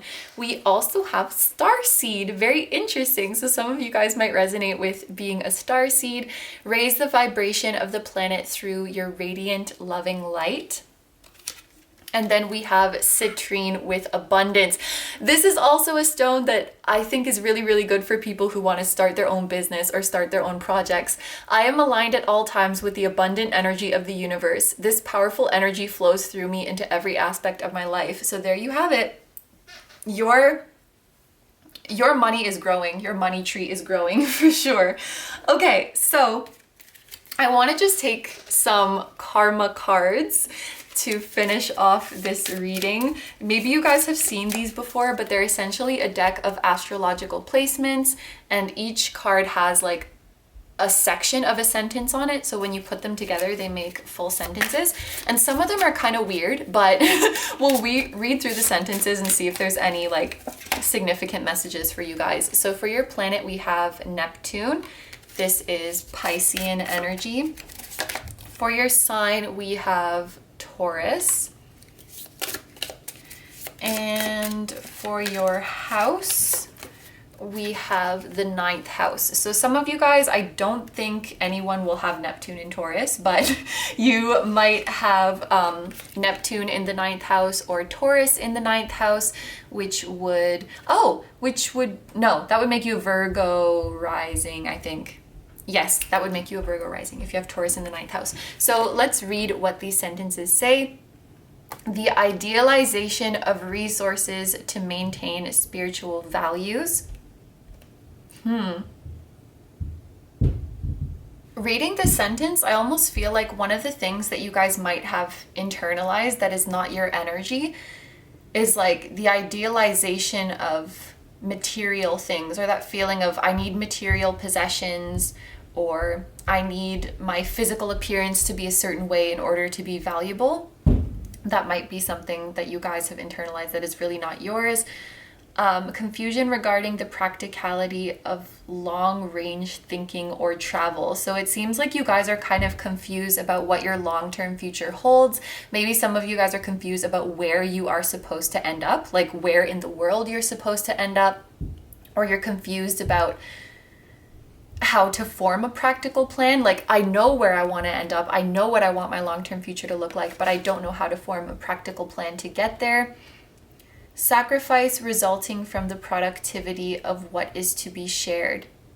I feel like, and it kind of goes back to this procrastination message, it's like you guys have sacrificed so much of your valuable time, so much of your valuable energy just for the sake of being productive. And with this message of what is to be shared, I feel like a lot of it is because like you want to give to other people or perform for other people or prove yourself to other people or get their approval. Your desire to be productive, I think, stems from this, and you've sacrificed so much of your energy and so much of yourself just for the sake of being productive. And I think your higher self is saying it's time to cut that out. Like productivity just for the sake of being productive. Like, we're not doing that anymore. On the other side, it says, inspire others with your beliefs as if it or they came from all there is. Ooh, so you guys, all there is totally talking about spirit. It's totally talking about source consciousness. So yeah, you guys are receiving downloads from spirit and you're meant to inspire others with them. Be prepared to sacrifice for the costs of the philosophies and laws involved. Ooh, some of you guys might be registering a company, or you might be applying for a visa, and this is asking you to save some money because there's going to be a lot of there's going to be some legal process or some bureaucracy involved, so you have to be ready to spend that money, like to get your certification, to get your registration, to get your papers or something like that. And then finally, yielding is the only way. Geez, these are so weird sometimes. Yielding is the only way to use the most direct way and do it in a big way. I have no idea what the fuck that means, so I'm just gonna ignore that one. There's too many ways. Wait, this is me from the future. I already finished filming, but I read this sentence again and I actually think it's saying something. I'm thinking of yielding as surrendering, like you're surrendering to the universe, you're yielding to the universe and the divine plan. And this is the way, the most direct way to get to where you want to go, because the universe's way is always the most efficient. And it's gonna bring you like to your biggest blessing. So if you want to do it the most direct way, and if you want to do it in a big way, you yield to the universe. Okay, the final deck that I wanted to use, we have Glory. Yeah, you guys you're gonna be a huge success, or whatever you're working on is gonna be a huge success. I think this one says conform, but the O is scratched out, so it looks like confirm, which I think is really, really cool. Like your higher self is confirming your dreams to you, confirming your wishes to you. And it used to say conform, but it's been scratched out. So it's like, we're not conforming anymore. We're writing our own story. We're rejecting energy. We're rejecting beliefs that are not ours. And then we have reveal.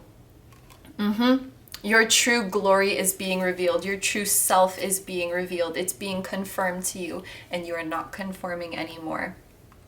Maybe many of you guys do resonate with being a star seed, and your higher self is calling you to embrace your uniqueness. I'm thinking of that quote, what is it? Oh gosh, it's like if you don't feel at home in the world, it's because you're here to create a new one.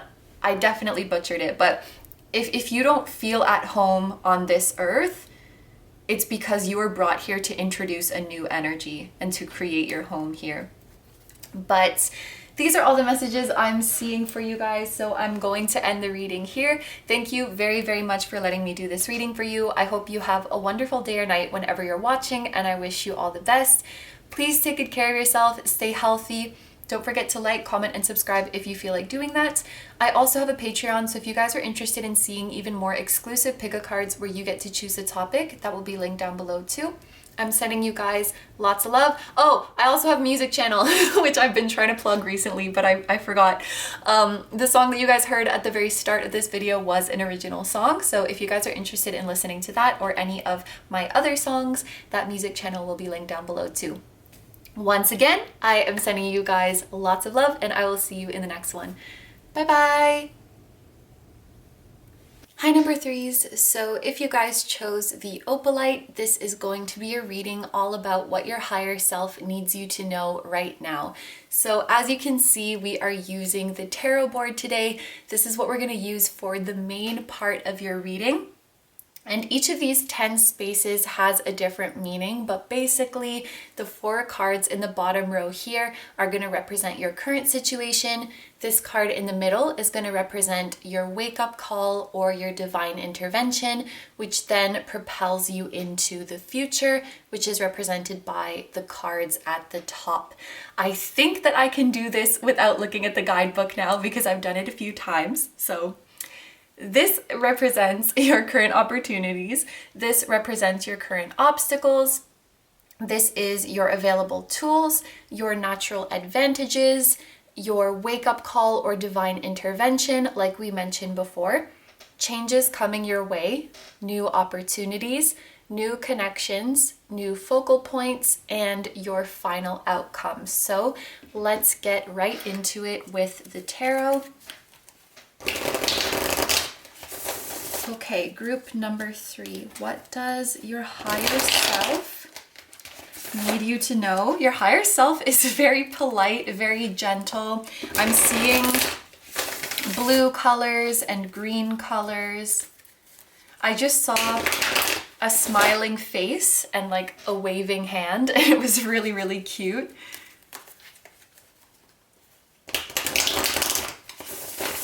Okay, I'm also seeing a bison. I think it's a bison, not a buffalo. It's the very fluffy one. And I think that this is a symbol of abundance. Okay, actually, aha, I have my spirit animal book here, and there should be a bison in here. Oh, this is awkward. Well, there is a buffalo, and this, oh, see, buffalo, also bison. Trust that you'll always have whatever you need. Focus on being appreciative and grateful for all that you have. Clear out any surplus goods and recycle those items. Have faith in the natural abundance of life. Stop feeling sorry for yourself and instead be aware of the extraordinary number of resources you have available. Expand your interests by trying a new hobby, recreation, sport, or activity. So that might be your message, since I really had a clear vision of a buffalo or bison in my mind. I thought that they were two different animals. I thought that the bison was the fluffy one and the buffalo was the not fluffy one, but whatever, doesn't matter. So group number 3. We are starting off with your current opportunities, and look at this, we have the Page of Coins. So that bison message was talking about abundance, it was talking about your resources, and this is a card that talks about a promising venture, good news in financial matters, good news in business, good news in education, a new job, a new project, a new hobby. It fits really, really nicely. Your current obstacle is represented by the World. Your available tools is represented by the King of Pentacles. Your natural advantages is represented by the Queen of Swords. Your wake-up call or your divine intervention is represented by the Two of Wands. Changes coming your way is represented by the King of Swords. New opportunities is represented by the Queen of Wands. There's a lot of court cards coming out for this group. New connections is represented by, ooh, the Ace of Cups. New focal points represented by the Eight of Wands.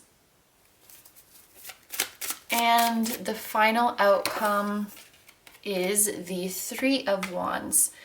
Okay, so it's very interesting. We have a lot of, like I mentioned, we have a lot of court cards, but in particular, there's quite a bit of Pentacles court cards and Swords court cards. So earth signs or air signs might be significant to this group, whether that is your sign or somebody significant in your life is an earth or an air sign. It could also be that the autumn and winter seasons are going to be significant for you guys. And it's cool too because there's only one major arcana here, but we have the World, and this card is, its planetary association is Saturn, which rules over Capricorn and Aquarius. And that's an earth sign and an air sign. So I thought that that was kind of cool. Oh, but we do have all of the fixed signs on the World. So in addition to Aquarius, we have Leo, Taurus, and Scorpio here. Those could be significant zodiac signs for you. They definitely don't have to be, but that could be an extra layer of confirmation for those who may need it. So I do feel very, very excited with the energy of this group, which I don't know if you can tell, but I feel very giddy and excited. I will try not to stumble on my words. I'll try to keep my cool. But this is an exciting energy. So we're going to start here with the Page of Pentacles. Like we mentioned a little bit before, this is good news in terms of your finances, in terms of your career, in terms of your studies. There is an opportunity presenting itself to you, perhaps to start a new job or to start a new journey in your education. to start a business, to start a project, or to pick up a new hobby or to learn a new skill. Now it's interesting that we have the world here as your obstacle, because the world is it has a very positive energy normally. It talks about, okay, there's a couple different things coming here, but the world talks about accomplishments, fulfillments. It can talk about being admired. It can talk about having eyes on you. And it also talks about completion or the end of a cycle. And there's actually very many ways that I can interpret this. So I'll talk about a few of them and, of course, claim the one or the ones that resonate with you. The first one that actually came to my mind was a very literal meaning that maybe this opportunity is far away from you, like it's somewhere else in the world, so you would have to travel to accept it. For example, you're interested in studying a certain major and there's a really, really good school. It's world renowned for that major, but it's in a different country or it's in a different continent, and you would have to kind of pick up and move your life to go there. Or maybe there's a company you really want to work in, or a person you really want to collaborate with, but they are far away. And so, there's the obstacle is literally one of physical distance. I can definitely interpret the world in this way. The other one was the meaning of the world that is about completion, about the end of a cycle, about having it all figured out. And the Page of Pentacles is very much an amateur, is very much a beginner. He does have a lot of potential, but he's not very developed yet. And you can even see on this card, this looks like the skeleton of a baby or a child. So one of your obstacles might be something internal where you're just a little bit uncomfortable with putting yourself back in that position of a beginner. Maybe you've reached a certain level of mastery in your current field, or you've reached a certain age where you have deemed that you should be an expert and you should have stuff figured out. And I'm almost feeling like fool energy from this, going back to square one, going back to the beginning, being an amateur again. This could be something that kind of hurts your pride or hurts your ego in a way. I'm getting that some of you guys, maybe you are entering into a new career or you're going back to school, and there's going to be a lot of people there who are younger than you, and this might be something that you feel self-conscious about, as if you are a late bloomer and you should already know this stuff, which is totally stuff that is fabricated by our mind, because it's never too late to start something new. It's never too late to educate yourself. It's never too late to try a different project. But it's interesting too how the world has that meaning of being looked at or having eyes on you. You can see all of these faces surrounding the person in the middle. So maybe, this is giving me self-consciousness energy. You have this feeling like everyone is going to be looking at you. And I remember having this feeling. I used to go to dance lessons, and I wasn't even that much older than everybody else there, but I think a lot of the people in the class were teenagers, or they were people who had been in dance since they were kids. And then I was 20 something, so I felt like a late bloomer, which it's so silly saying it now, but I thought that everyone in the class was gonna be looking at me like, how old is she? She shouldn't be here. And you see how silly it sounds when I'm saying it, right? You see that, right? Probably nobody gives a shit that I'm there. And it's the same thing when you, I've felt this way as well, and I'm sure other people can relate. When you start going to the gym and you have no idea what you're doing, and you're not very good at the exercises, or maybe you don't know how to use the machines, and you think that everyone's gonna be looking at you like, what's this person doing here? They don't know what they're doing. When either they probably don't give a shit, or they're like, oh, good for them. They're starting on a fitness journey. But you just think everyone is thinking about you so much more. So maybe you guys pursuing this new project or learning this new skill, there's something kind of public about it. You're learning it in front of people's eyes. You're learning it in a public setting, and you feel self-conscious, like everybody is thinking this and that about you. So it is kind of a mind over matter thing. And I think your higher self is advising you to look at what limiting beliefs you have that might just be kind of silly. Like I'm too old to be doing this, or I'm not this or that enough. This is kind of a recurring theme throughout the readings, because I think a lot of us have these beliefs that are unfounded and they're just there to keep us in our box and there to hold us back. But yeah, self-consciousness, being uncomfortable as a beginner, and could also be physical distance, like I said, that is holding you guys back right now. So the next card that we have is the King of Pentacles, and these are the tools that are available to you. I think it's really interesting that we have you coming through as the Page of Pentacles, and then we have a King of Pentacles here, because this gives me a really straightforward interpretation that there are people who can help you realize this goal. So there are people in your life, or they're gonna be in your life very soon, who have sort of been where you want to go already. So for example, and I use this example a lot because it's easy to understand for me, but let's say you want to start a YouTube channel.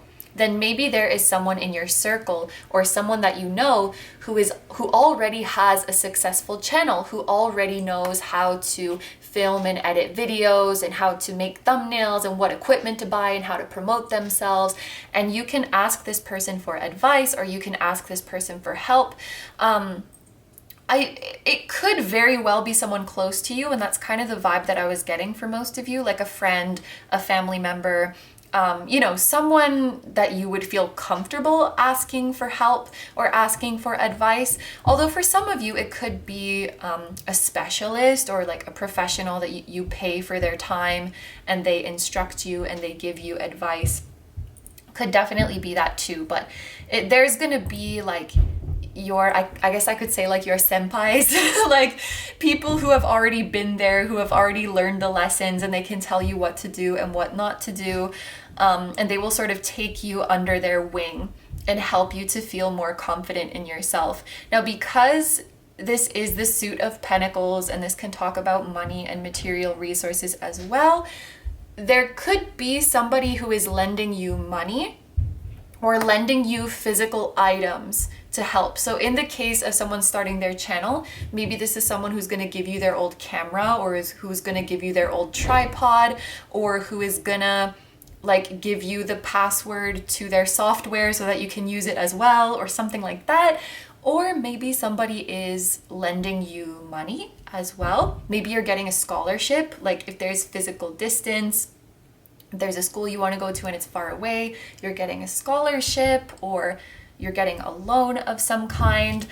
And like I said, it's interesting that we have the Page of Coins and the King of Coins here.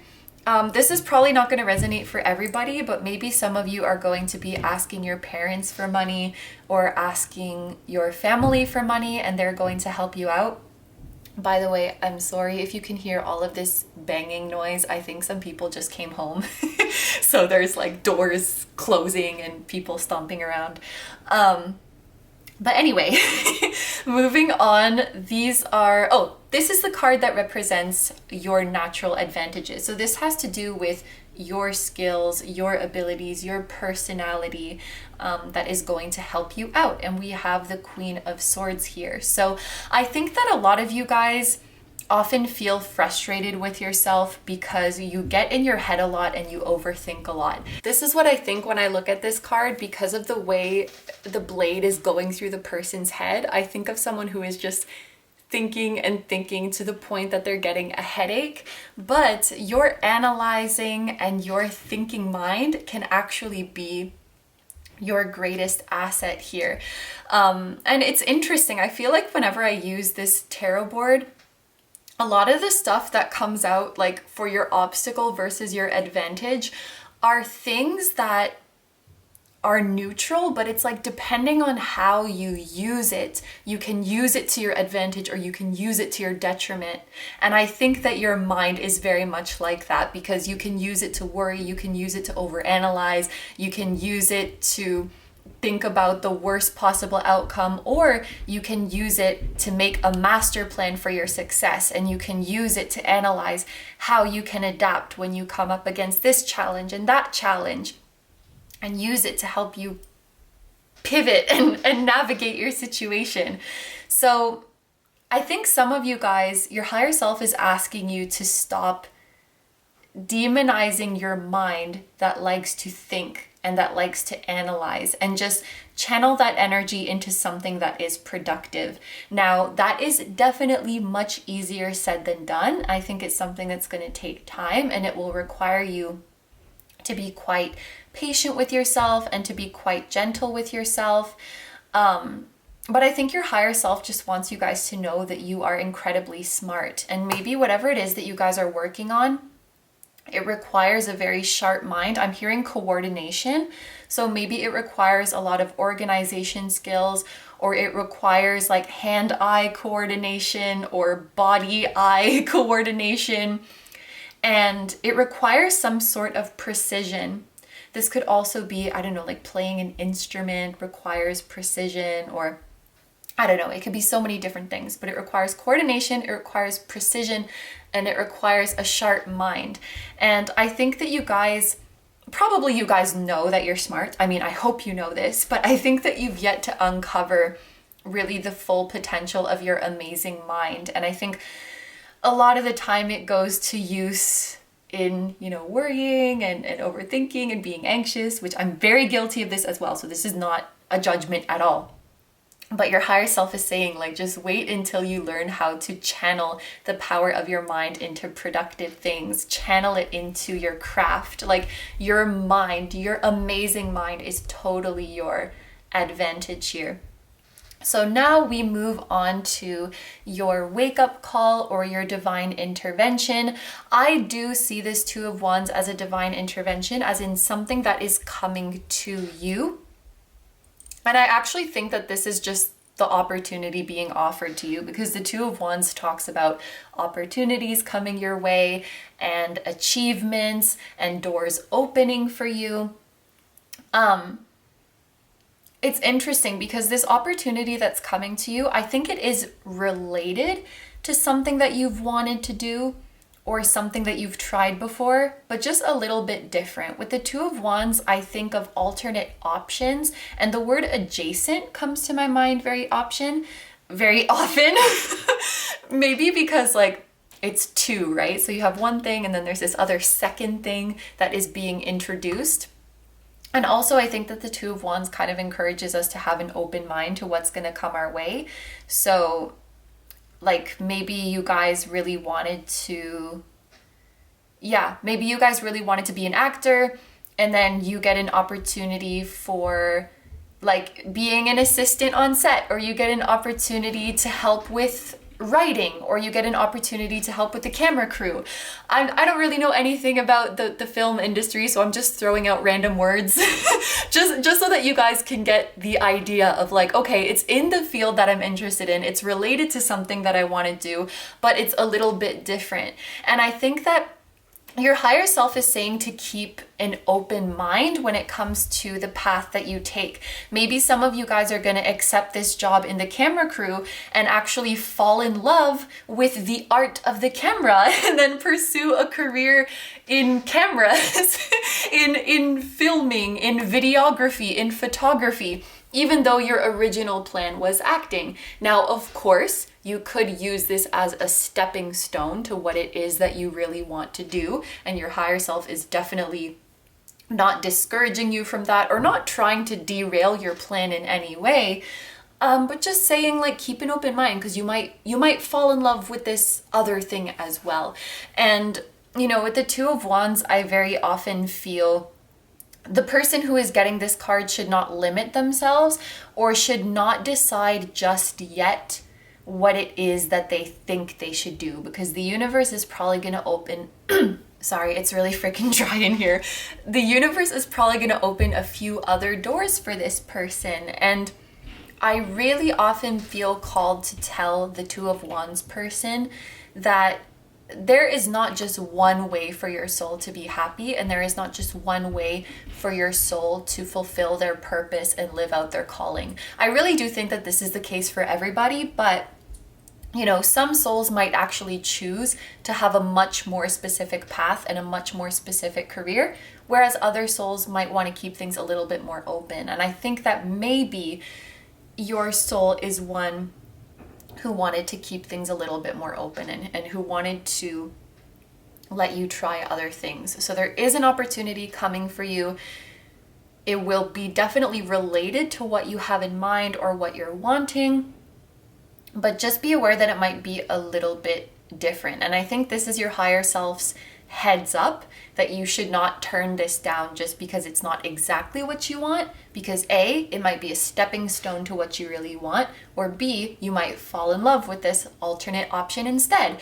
And for those of you who have no idea what it is that you want, then maybe this is just your higher self encouraging you to be a yes person and to just try, to just be open-minded and try new opportunities that are coming your way.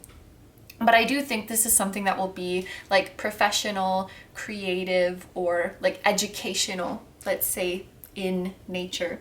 And it might be somewhere you've never been before or in a new location. Oh, those are the same thing, but like somewhere kind of far away, maybe. But now let's move on to changes coming your way. It's very interesting that we have you as the Queen of Swords and then we have a King of Swords coming in, because this could be like partner energy or couple energy. And I think that as you become more of a yes person and you become more open to trying new things, trying different things, exploring your options, as you broaden your horizons more, I think that this might allow for a new, very significant partner to come into your life.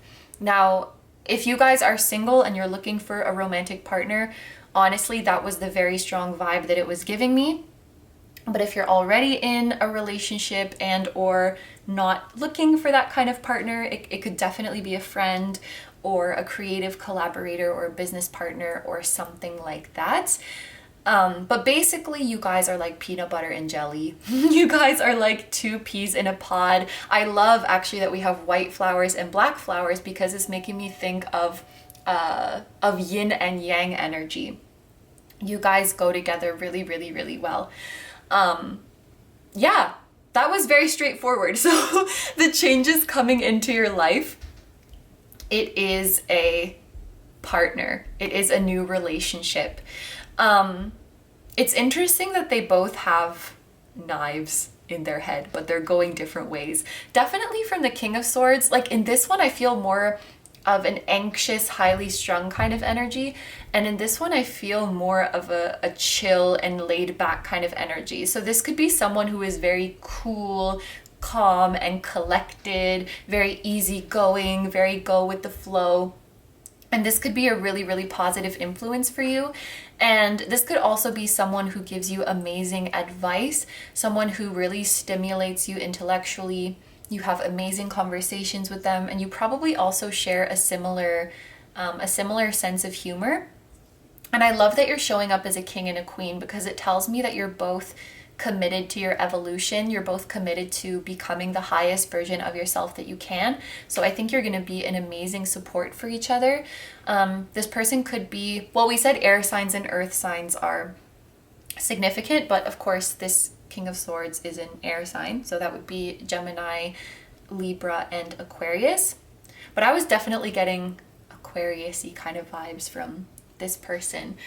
Okay, so next we have opportunities that are coming your way, and this is the Queen of Wands. So I think, or sorry, it's future opportunities, because this is your current opportunity. There is an opportunity coming in your future for you to, the phrase that's coming to my mind is strut your stuff. For you to show off, for you to show your talents, for you to show your beauty, to show your hotness, to show them what you've got. So I think I was giving an example of a dancer previously.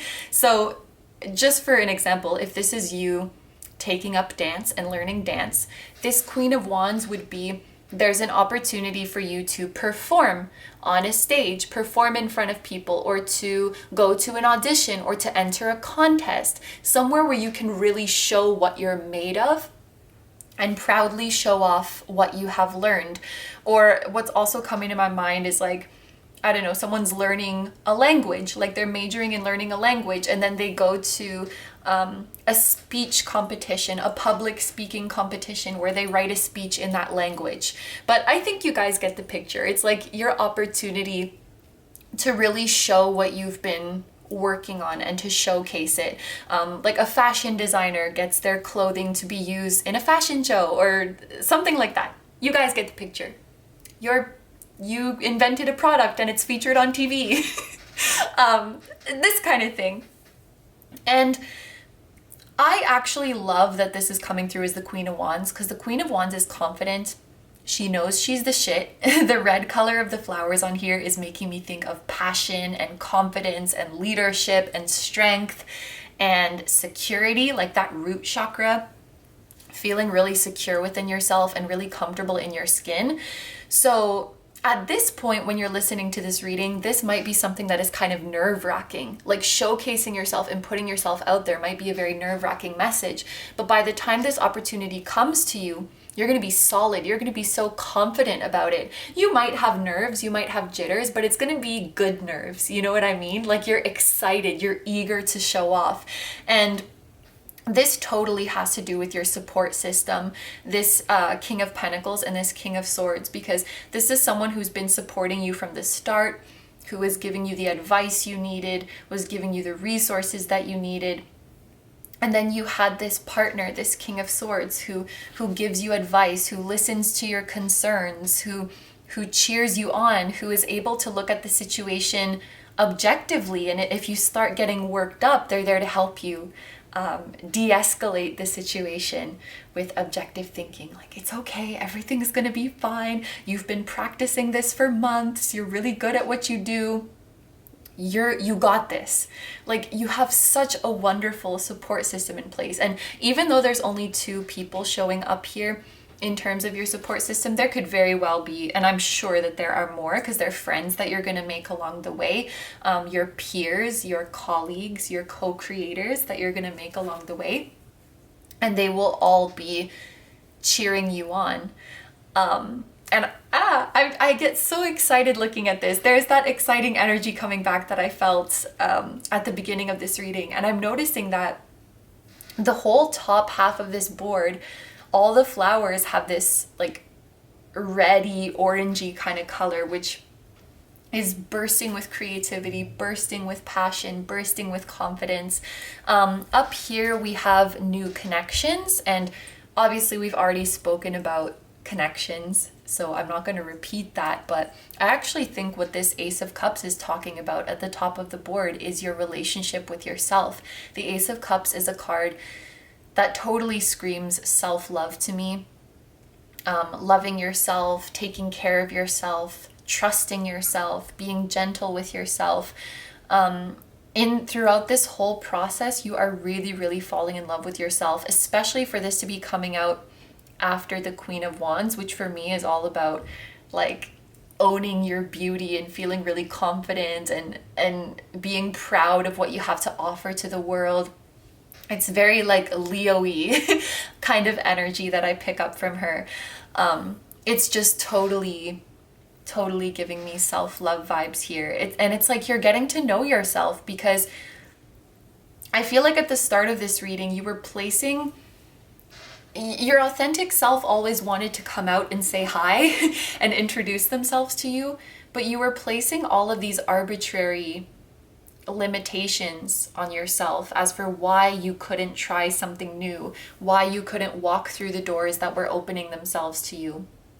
I think that you guys have really lived in your comfort zone up until now, and a lot of it I think was just self-consciousness. Like, I want to step out of my comfort zone, but I feel like everybody's looking at me and everybody's judging me, and that held you back in a lot of ways. Or like, I'm too this, I'm too that to come out of my box. I should just stay in my lane.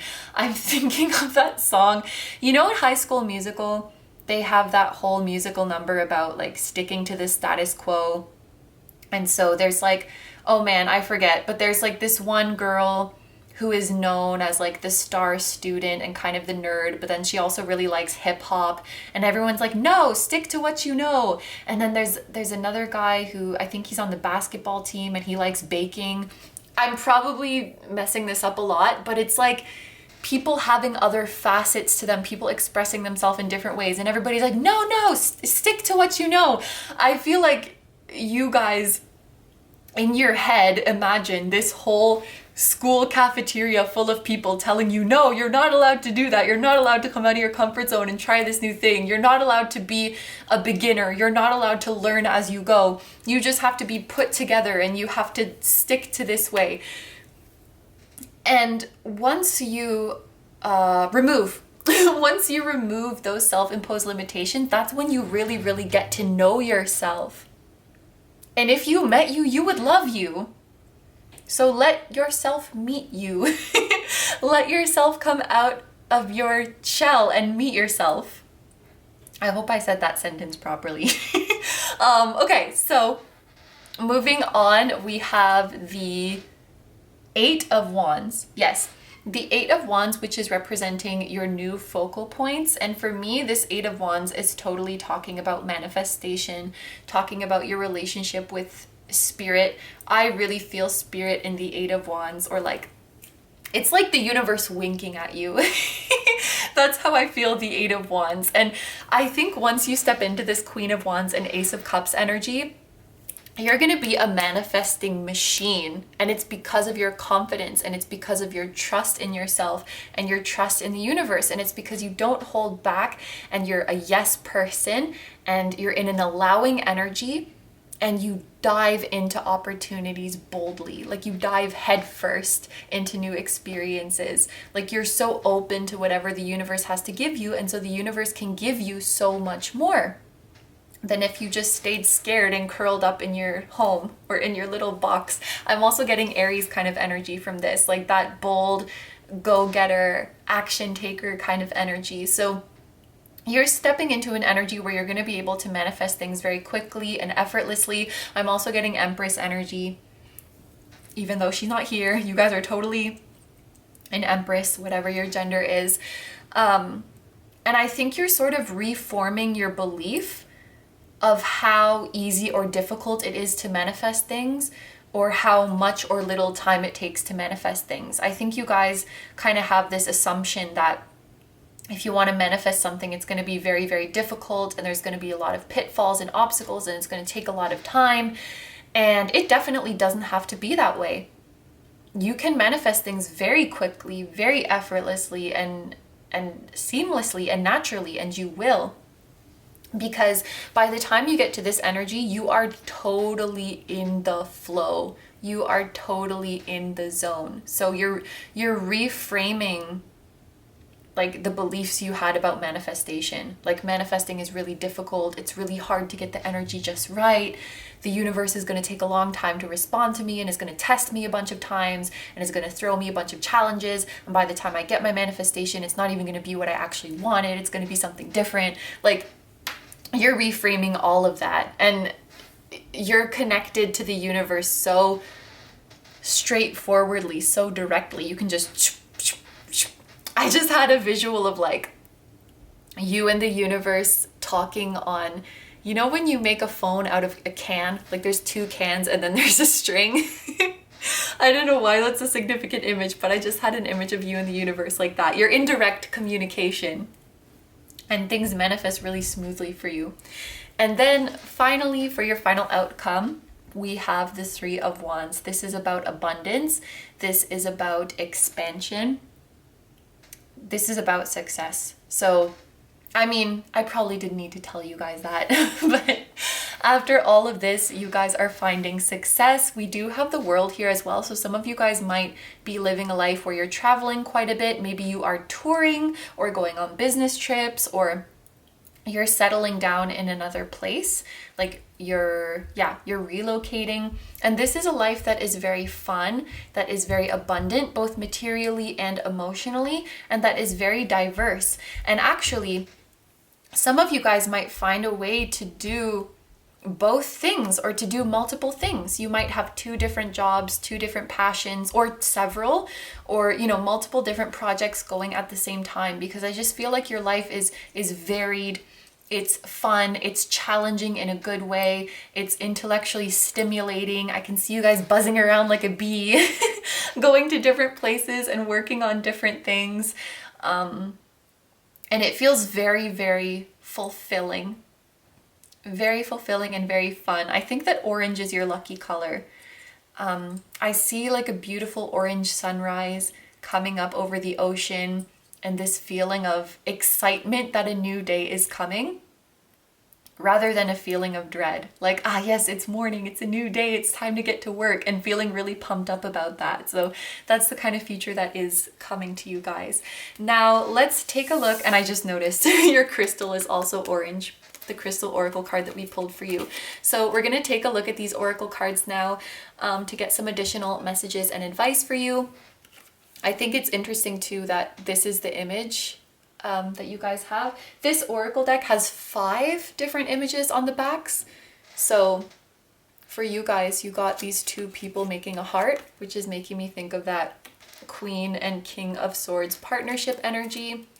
Declutter, clean, organize, and prioritize. Simplify your life. Wasn't that... Wait, didn't that message come up on the buffalo? I have to go back because I don't remember. But yes, the buffalo page in the book says, clear out any surplus goods and recycle those items.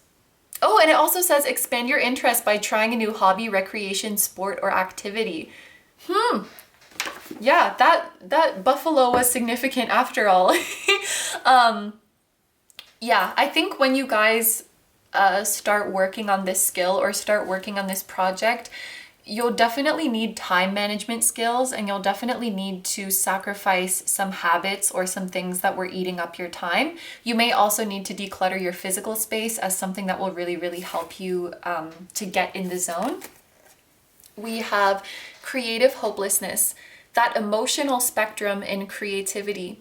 Find support and encouragement, but also investigate this. Are you focused on the right thing or doing what you think you should be doing? So some of you guys need to examine if what you want for yourself is really what you want or just what you think you should be doing. And it kind of makes sense, because I feel like what you guys really want to do is something that you think you shouldn't do, or something that you can't do for those arbitrary reasons that we talked about before. I love that we have the message of find support and encouragement here, because you definitely have it and you're definitely worthy of it. But also this emotional spectrum in creativity. I can actually use myself as an example here, because as some of you guys might know, I make music, but I've been really, really inconsistent with it. And I was feeling quite guilty about not being able to bring myself to work on it more, and, you know, feeling like I'm procrastinating, feeling like I'm wasting my potential. And I was going through a lot of negative emotions like that. But I was actually able to channel that into music and like make songs about that feeling, about that emotional process. So I think this card is asking you, or your higher self is asking you, not to be afraid of your spectrum of emotions, both the good and the bad, because they can be transmuted and they can be channeled into something beautiful. Whatever you're feeling, use that in your work. Share what you're going through, because it could be very, very inspiring to someone else, and it could be the push that they need to keep going. There's probably a lot of people who feel the same way as you and have put arbitrary limitations on themselves as to why they can't do what they want to do. But if you share about that, and if you show, look, I had these fears too, I had that self-consciousness too, I had those limiting beliefs too, and I did it anyway, you can start a ripple effect, and you can be that support and encouragement for somebody else. We have free spirit. So yeah, your higher self is asking you to be open-minded, and again, not to put limitations on yourself. To be a free spirit, oh, group 1 got this as well. To be a free spirit is to float without walls, to fly without judgment, and to love without conditions.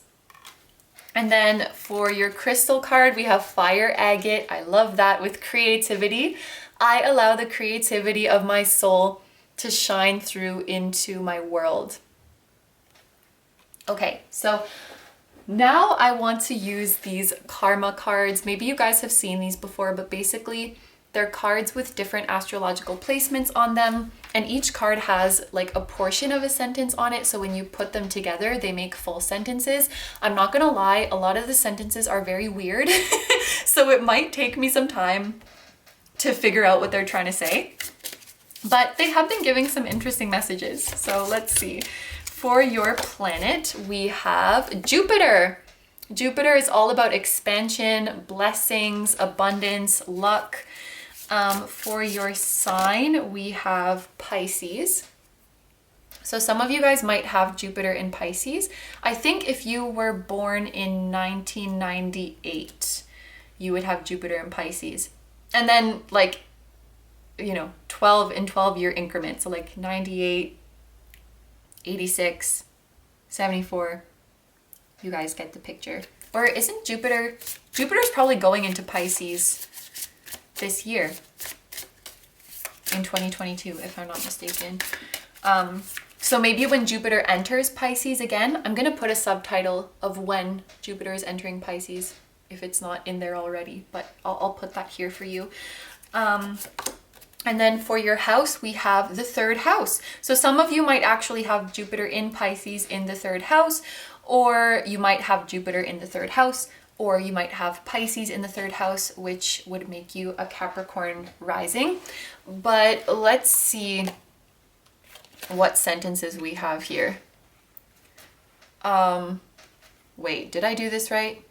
Oh, here we go. Learn or teach your dreams by making the right connections. You're going to learn about your dreams by making the right connections. And then I think someday you will pay it forward. You would return the favor to others who want to be the Queen of Wands like you, and you would teach your dreams. Be positive about your idealization of the idea in question. So I think you guys have an idea of what it is that you're passionate about and what you want to do. And Pisces is a very romantic, fantastical, idealistic kind of energy. And I feel like sometimes you guys worry, like if you're putting your dreams on a pedestal too much, or if the dream that you have is too good to be true or something like that.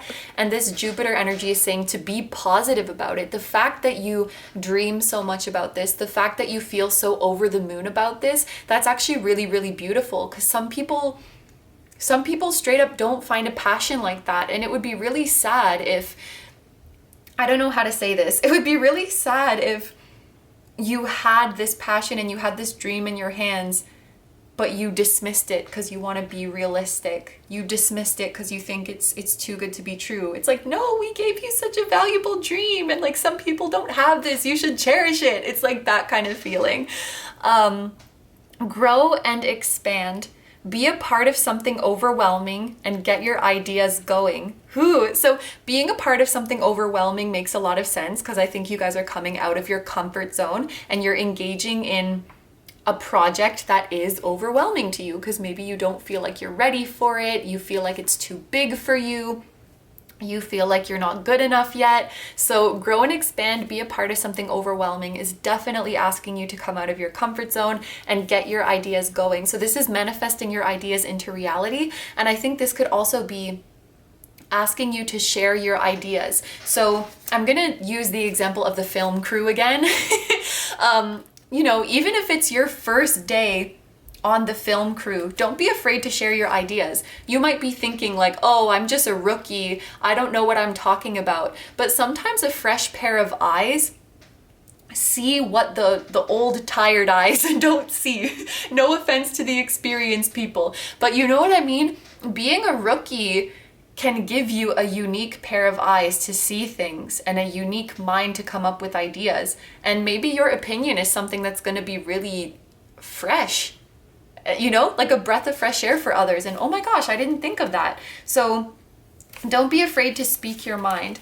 On the other side, the granting of spirituality to ultimately experience your ideas. You guys need to remember that creating your desired reality is a part of your birthright. It's part of your essence as a divine being.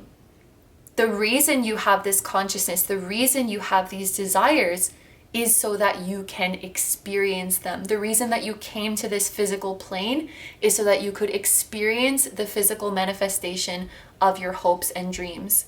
To manifest is literally your purpose. It's literally what makes up your being.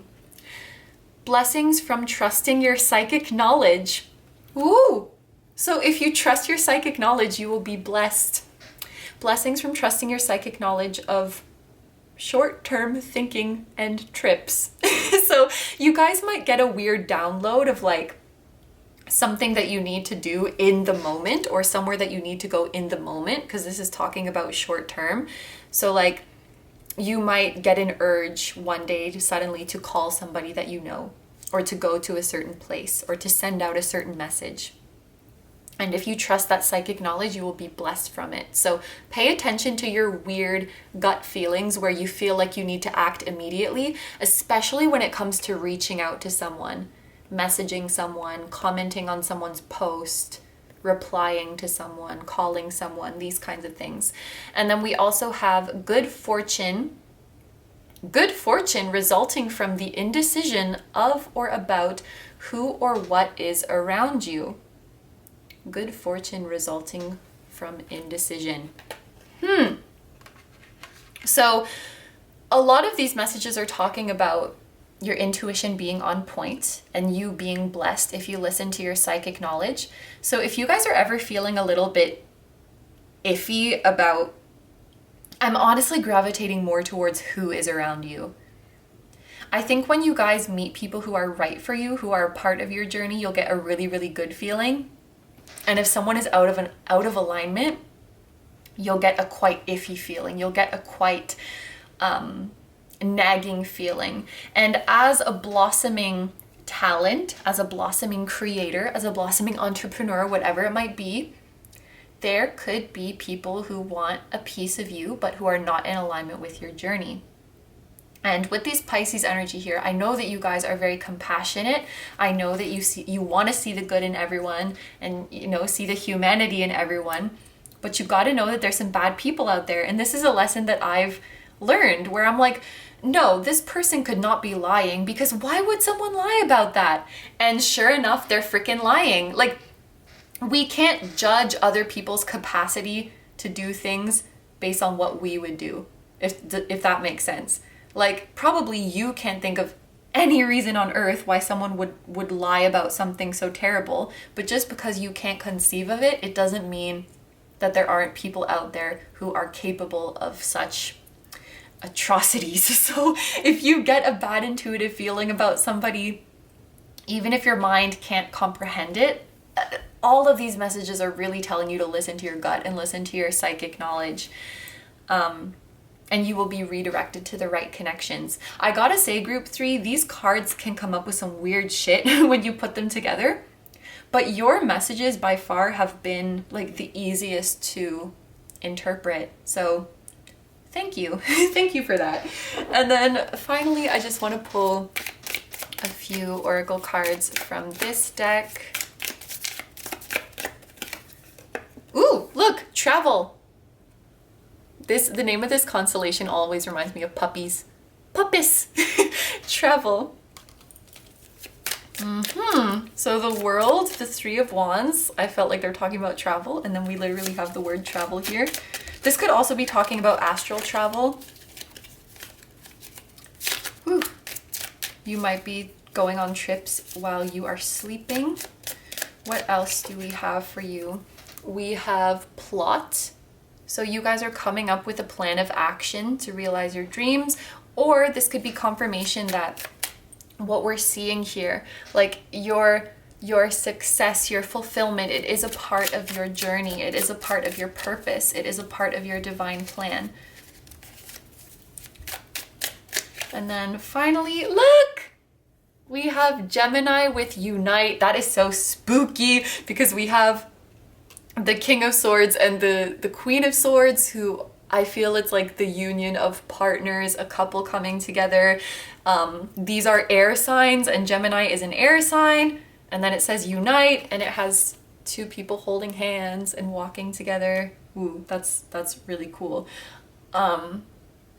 Oh, and we have spirit at the bottom of the deck. So you guys are probably already in spiritual union, but this is like your physical union that is coming up. But group 3, these are all the messages that I'm seeing for you. So I'm going to end your reading here.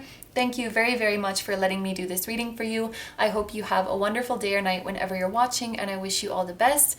Please take good care of yourself, stay healthy.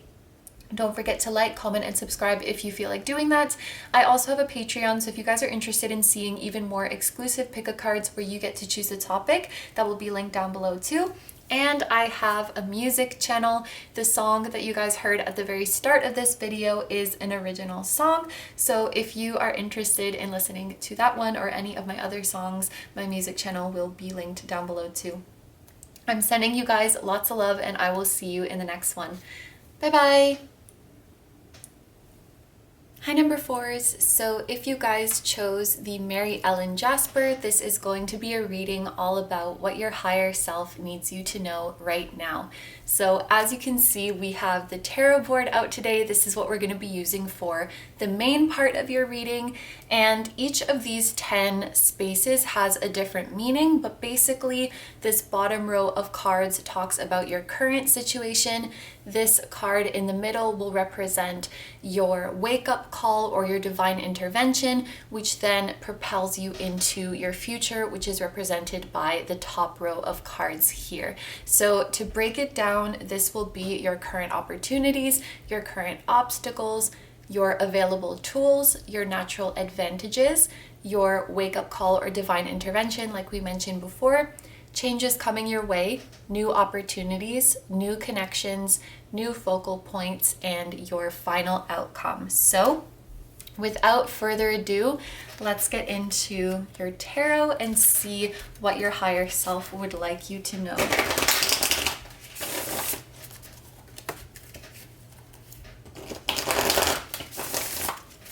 All right, group number 4. So the first thing we want to see is your current opportunities. So we have the 5 of Wands. Interesting card for an opportunity. For your current obstacle, we have the Page of Swords. Okay. For the tools available to you, that was more than one card, so I didn't take it. Okay. We have the Queen of Pentacles. For your natural advantages, we have the Queen of Wands. For your wake-up call or your divine intervention, we have the 4 of Wands. For changes coming your way, we have the Tower. For new opportunities, the 4 of Pentacles. New connections, 3 of Swords. There was another group that got 3 of Swords for their new connections. Interesting. I think it was group 2, if I'm not mistaken. Just in case any of you guys were drawn to group 2 as well, there may be some messages in that group for you as well. For your new focal points, we have the Ace of Cups. And for your final outcome, we have the 6 of Pentacles. All right, so yes, like I mentioned in the beginning, I was feeling that the cards coming out were kind of interesting. I find that using this tarot board is always so interesting because, you know, the spaces are dedicated to, you know, like an opportunity would be considered a positive thing, an obstacle would be considered a negative thing. But sometimes cards with conflicting meanings come out. For example, the Five of Wands would usually be considered to be a challenging energy. It's not really a nice card to have in a spread, and then it's coming out for your opportunity. So the way this is coming to me is that you guys might be kind of frazzled right now. It feels like you have a lot going on. You might have a lot of conflicting things in your schedule, a lot of things or a lot of people pulling you in different directions. It's almost like energetically as if someone has walked into your room and just messed everything up. Like they put all the things in the wrong place or they threw things on the floor. That's what it feels like energetically.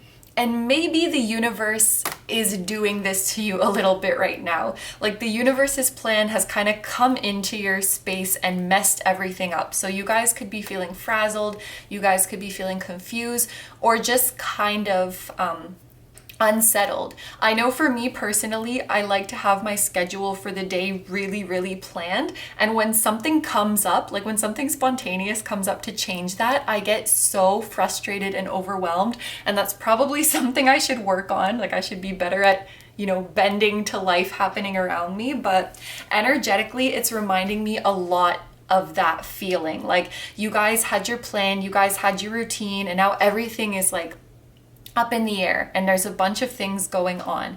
This is definitely a stressful energy to be in, so I definitely feel for you guys, but the universe is telling you that this is an opportunity. So there's a little bit of a blessing in disguise energy here, and I think that whatever you guys are going through right now is an opportunity for you to recenter yourself and an opportunity for you to rethink your priorities. It's almost like how can I give an example of this? It's like the universe came in to shake things up, to bring some things to light that you wouldn't have otherwise seen. I could compare it to there's some things lurking at the bottom of the water, and when you come in and swish the water around, those things float up to the surface and you can see them. So there are some things in your current life that need to be weeded out, that need to be released, but it's almost like you are so used to them that you don't even notice that they're there. Like energy drainers, energy suckers, or things that are out of alignment with your highest self and who you're trying to become that you don't even notice are there. And so the universe has come in to shake things up so that you can see them more clearly. And I wish I could think of a better visual to describe this, but I hope you guys know what I mean. And I guess swishing around the water so that things float up to the surface is a pretty okay way to describe it. But if I think of a better analogy, I will add on to it later. But basically, I feel like there's a little bit of chaos happening. Things are getting shaken up so that you can recenter yourself, so that you can rethink your priorities, and so that you can weed out things that don't serve you anymore. This is an opportunity or a blessing in disguise. So moving on, we have the Page of Swords, and this is your obstacle. I thought this one was interesting as well because, and I reference this deck so much, the Angel Tarot cards. The phrases on this are truth delivered without tact, I think. And this card in general, it can talk about pills that are a little bit hard to swallow. You know, like it's kind of hard to see the truth of a situation or accept the truth of a situation. So I think that what the universe is kind of hinting at is that some of these things that your higher self wants you to let go of, either you might have an unhealthy attachment to them, or you're in denial that you need to let go of these things, or you're in denial that they are draining your energy or that they're not good for you. It's kind of hard for you to accept that truth, or maybe that you have outgrown these things, these connections, these habits.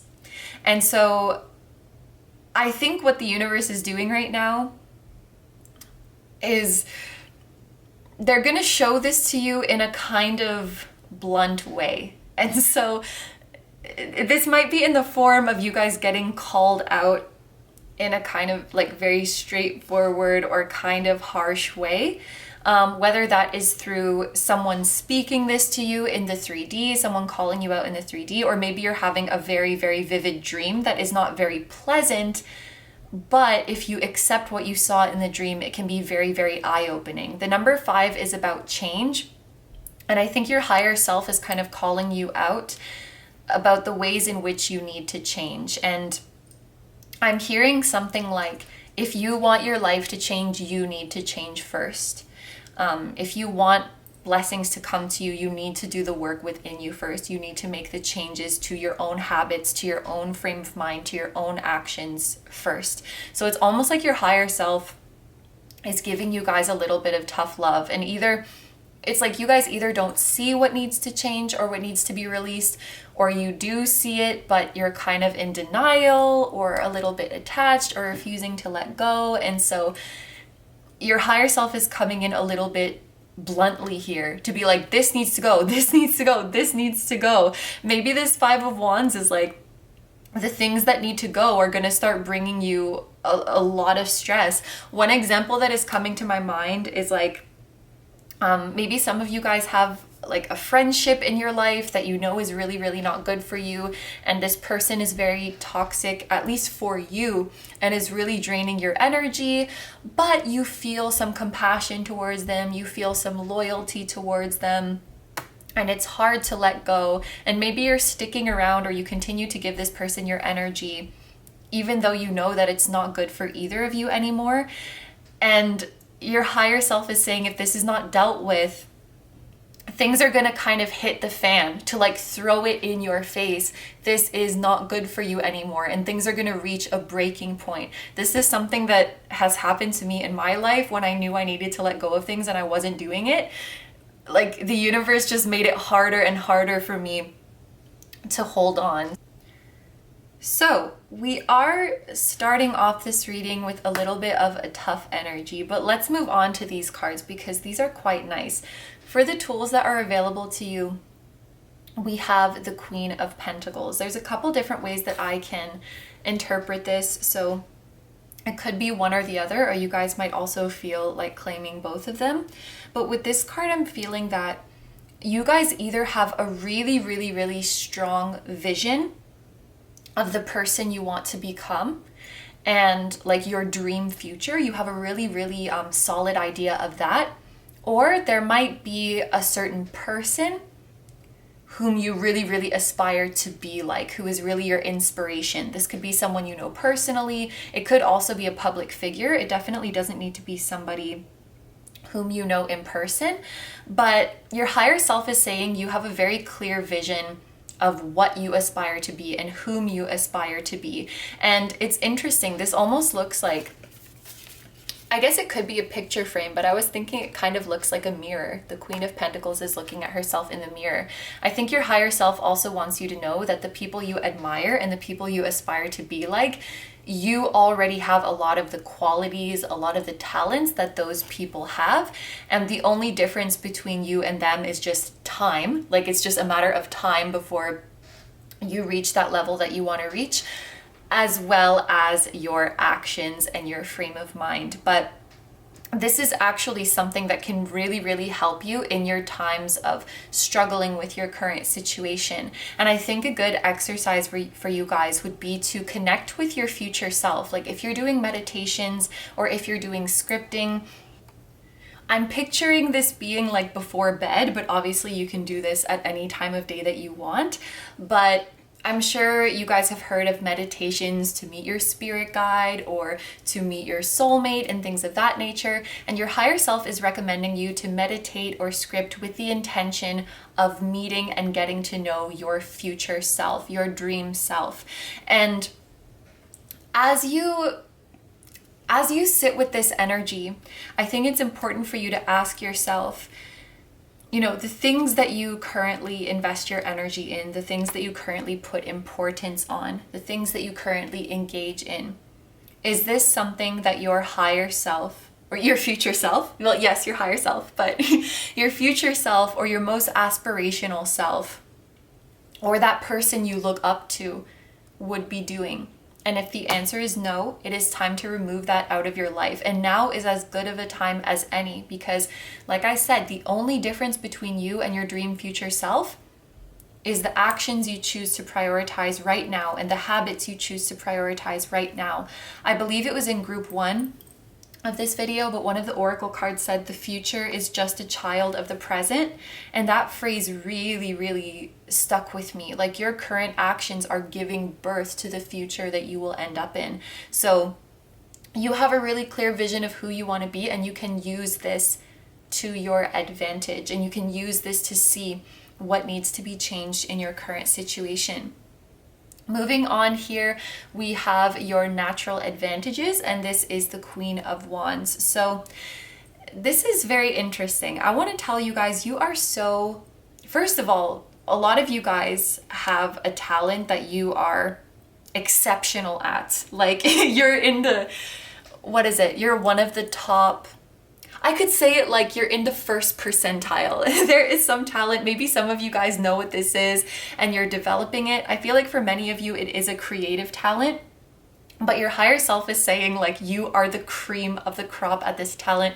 It is probably a divine gift. Your higher self is also saying that you guys are very charismatic, very charming, very likable, very attractive, very radiant, very brilliant. You're like a ray of sunshine in any room, and any group of people or any organization would be so lucky to have you and would love to have your presence around. That's really it. You guys are like a beam of genius talent on this earth and a ray of sunshine. You are so amazing. And I know you can't see my face, but I'm smiling so much right now.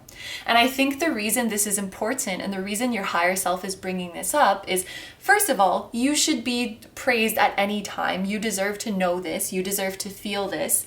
But in the context of what we've just spoken about, some of you guys might be afraid of letting go of what you need to let go of because of a lack mentality, feeling like if I let go of this, there will be nothing after this. Or if I let go of this, I won't be able to find something better. Just using the friendship as an example again, maybe you guys worry that you wouldn't make other friends after this, or you wouldn't be able to find better friends. It could be a romantic relationship as well. Like, if I break up with this person, I'm going to be all alone and I won't find anybody new.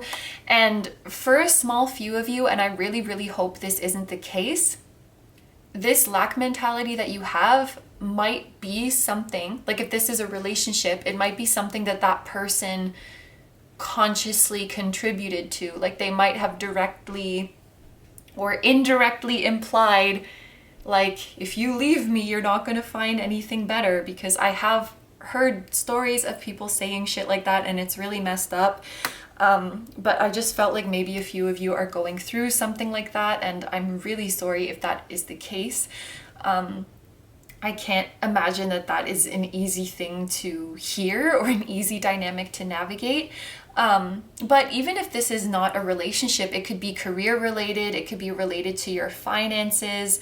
But the Queen of Wands is saying you're brilliant, you're a force to be reckoned with, and no matter what new field you step into, what new space you step into, you're gonna be loved, you're gonna be accepted, and you're gonna thrive. Like, you will find your home in a heartbeat. You will find your new place in a heartbeat. And look at what we have after this. We have the Four of Wands, and this is about finding your happy home and about finding your true joy and finding where you feel most harmonious and most in the flow.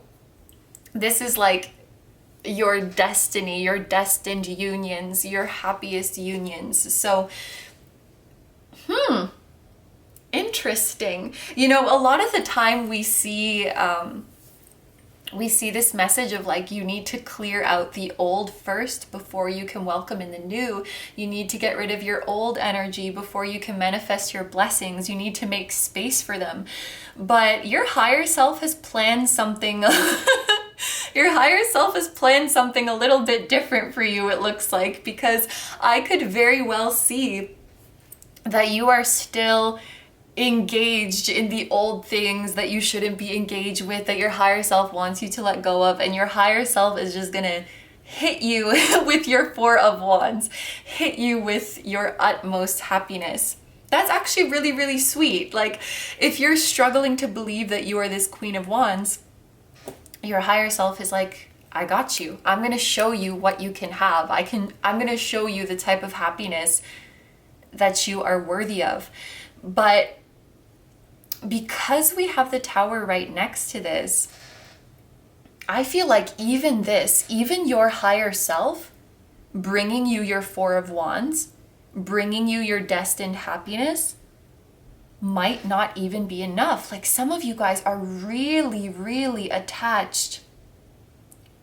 Some of you guys are really, really attached to your current connections or to your current commitments that are not good for you, that are not in alignment with you.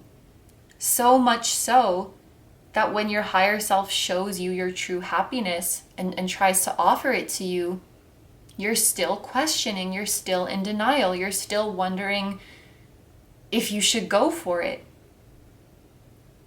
Wow.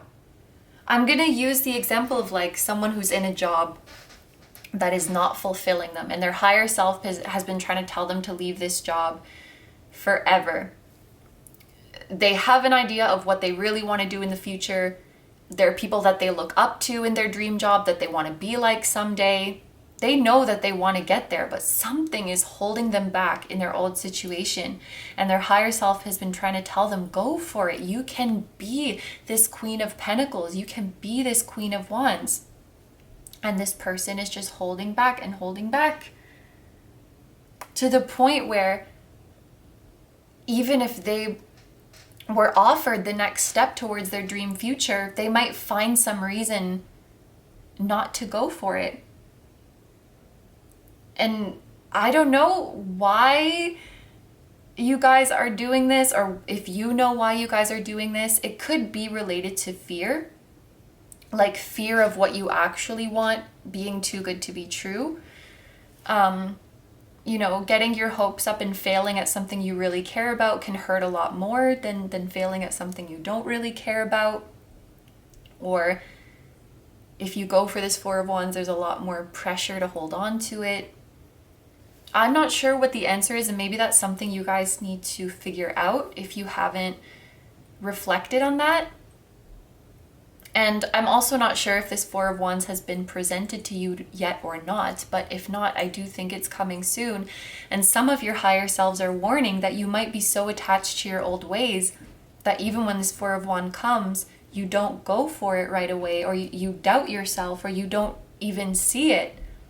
The Four of Wands is like your true love, whether that is a person, a place, a job. It's your true love. It's what you were meant to do.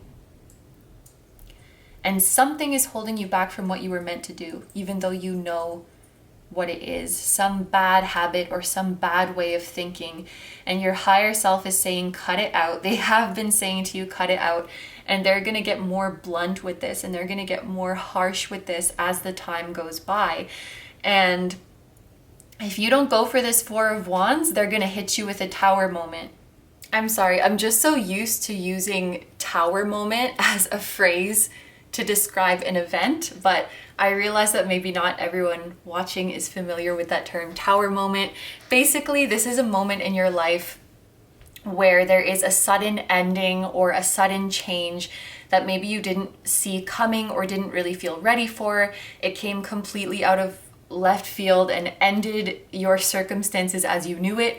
And there's this feeling of like, shit, what do I do now? And it can really feel like your plans are falling apart. It's a very dramatic energy. It's an intense energy. I could say it's kind of a dreaded energy in tarot readings. Like if people hear a Tower moment is coming, they're usually like, oh shit. But it's important to remember that the Tower card never comes to rip away something that was meant to be there. It's there to remove things that were built on shaky foundations, so that you can build something firm and stable in its place. So for the example of a job, if you don't go for it, they're basically gonna do something to your old job. And I know that might sound kind of scary, that might sound kind of shocking, but your higher self really doesn't want you to miss this blessing. And your higher self cannot, like, take your hand and put it on the blessing and make you grab it, but they can do a lot of things to get your attention, and they can do a lot of things to push you in that direction because they see your energy, they see what you've been dreaming about, they know what you want. And I feel like your higher self is frustrated, not frustrated at you, but frustrated for you. Like, why can't we figure this out?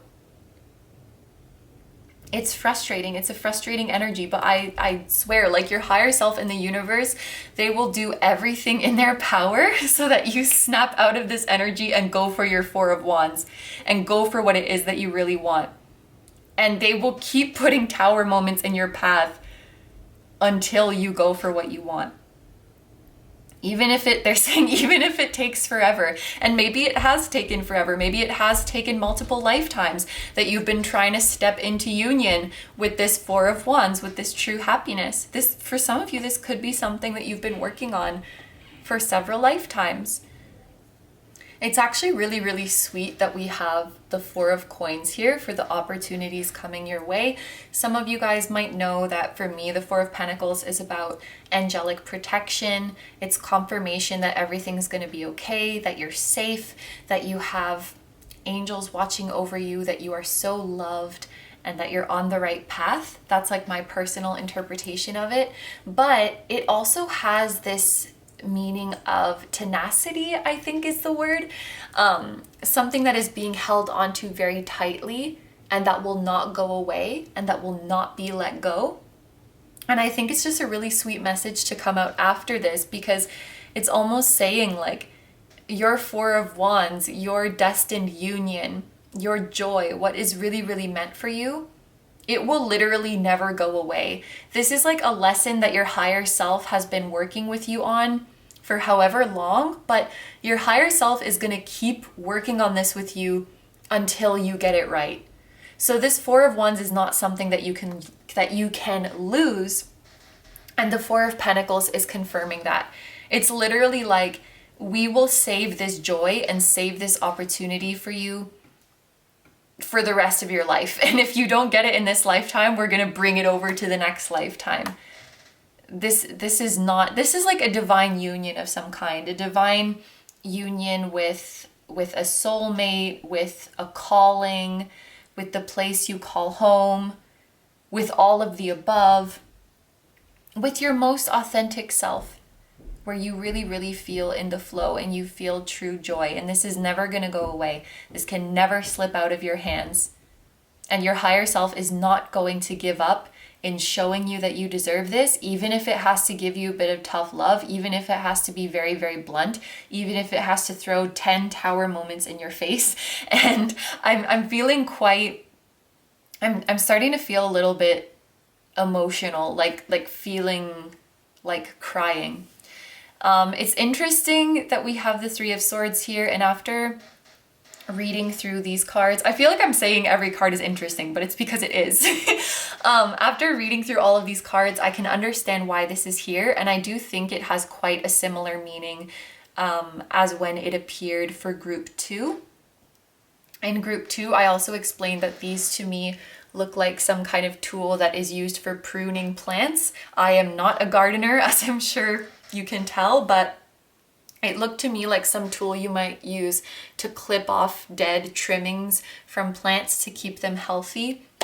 So some of you guys might be releasing certain connections from your life. We spoke about this at the beginning of the reading. And there may just be some people that you have outgrown. And again, I want to reiterate that like someone can be toxic for you or toxic for your life, and it doesn't mean that they're inherently toxic or inherently bad, but you're just going in different directions and you're not on the same wavelength, and maybe you just don't make each other feel good anymore, and that's okay. I feel like there's some connections that have maybe overstayed their welcome in your life, and it's time to release those.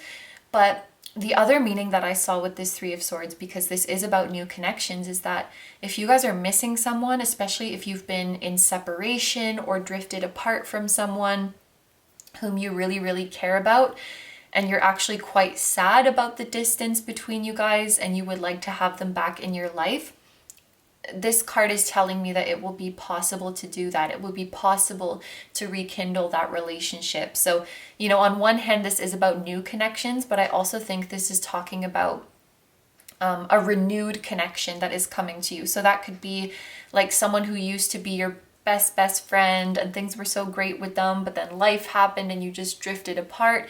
You might be able to rekindle that friendship. Or maybe some of you guys resonate with having a divine counterpart or a soulmate that you are in a separation with, and there's going to be a reunion or a reconciliation here. But a beautiful, harmonious connection is being rekindled, I think, with this Three of Swords.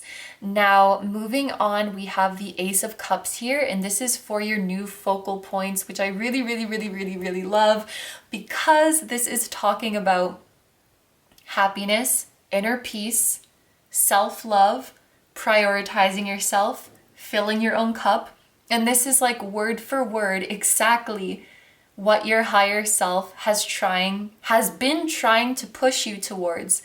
Feeling like you deserve to be happy, feeling like your cup deserves to be not only full but overflowing, being in love with yourself and in love with your life and in love with what your future can be and in love with the process of moving towards that. Seizing your joy and claiming your joy, that is your new focal point. That is exactly what your higher self is teaching you. I don't really think I need to dive so deep into this one because it is so straightforward, but it's like you're moving through the world now and your baseline is that I deserve to be happy. I can find happiness wherever I go. My energy should be invested into my happiness. I don't owe my energy to anything that does not fulfill me, that does not honor me, that does not reciprocate energy back to me. I don't owe that to anyone. The person I owe the most to is my own freaking self. That is your new focal point. That's how you move through the world. And it's such a beautiful thing to see after all of this tough energy that we have been through. And then your final outcome is the Six of Pentacles. This is actually another card that I associate with soulmates and unions. Again, just my personal interpretation. I think of it as like the second Two of Cups in the tarot deck, because it talks about balance, harmony, reciprocity. The number 6 talks about unions and unconditional love, or reunions, I should say. And normally we would see one person at the top and two people at the bottom who are equals. And so I usually think of the person at the top as like a higher self or a spirit guide or someone in the higher realms who has brought these two people together into a harmonious and balanced union. So that's kind of where that interpretation comes from. But you guys are restoring balance in your life, and whatever connections, whatever commitments, whatever energy exchanges you may find yourselves in, whether it's with a romantic partner or a friend or your family or your job or your community, it's balanced, it's reciprocated. So the energy that you invest into it is the energy that you get back from them. So you're inhaling and exhaling equally. And for too long, you guys have been exhaling more than you inhale, giving more than you receive, and so you're lacking oxygen. And here we have this beautiful infinite loop of breathing in, breathing out. And you can give freely because you know that you're going to get it back. And you can receive freely and without guilt because you know that you're going to give back. It's that kind of perfect harmony that you guys are cultivating. Okay, so let's take a look at your oracle cards now for some additional messages and advice. First, we have God lives within me as me. I have faith in what I cannot see. So the divine is already within you. You are an extension of the divine, but you are also literally spirit. I also feel called to say for you guys, anything that you can fathom, anything that you can dream up, anything that you can think of exists as a potential future. Anything you can think of, you can also create. And anything you long for, anything you desire, it is put there by spirit and it can be created by spirit.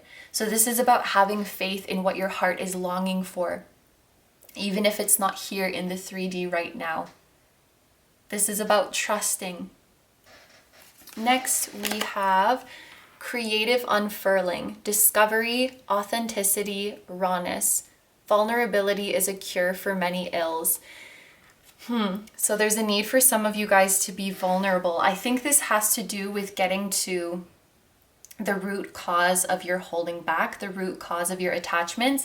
And again, with this Page of Swords, that could be a truth that is a little bit hard to accept, a pill that is a little bit hard to swallow, whether that's because you need to call yourself out in some way or another, or there's a memory you need to revisit that is particularly painful.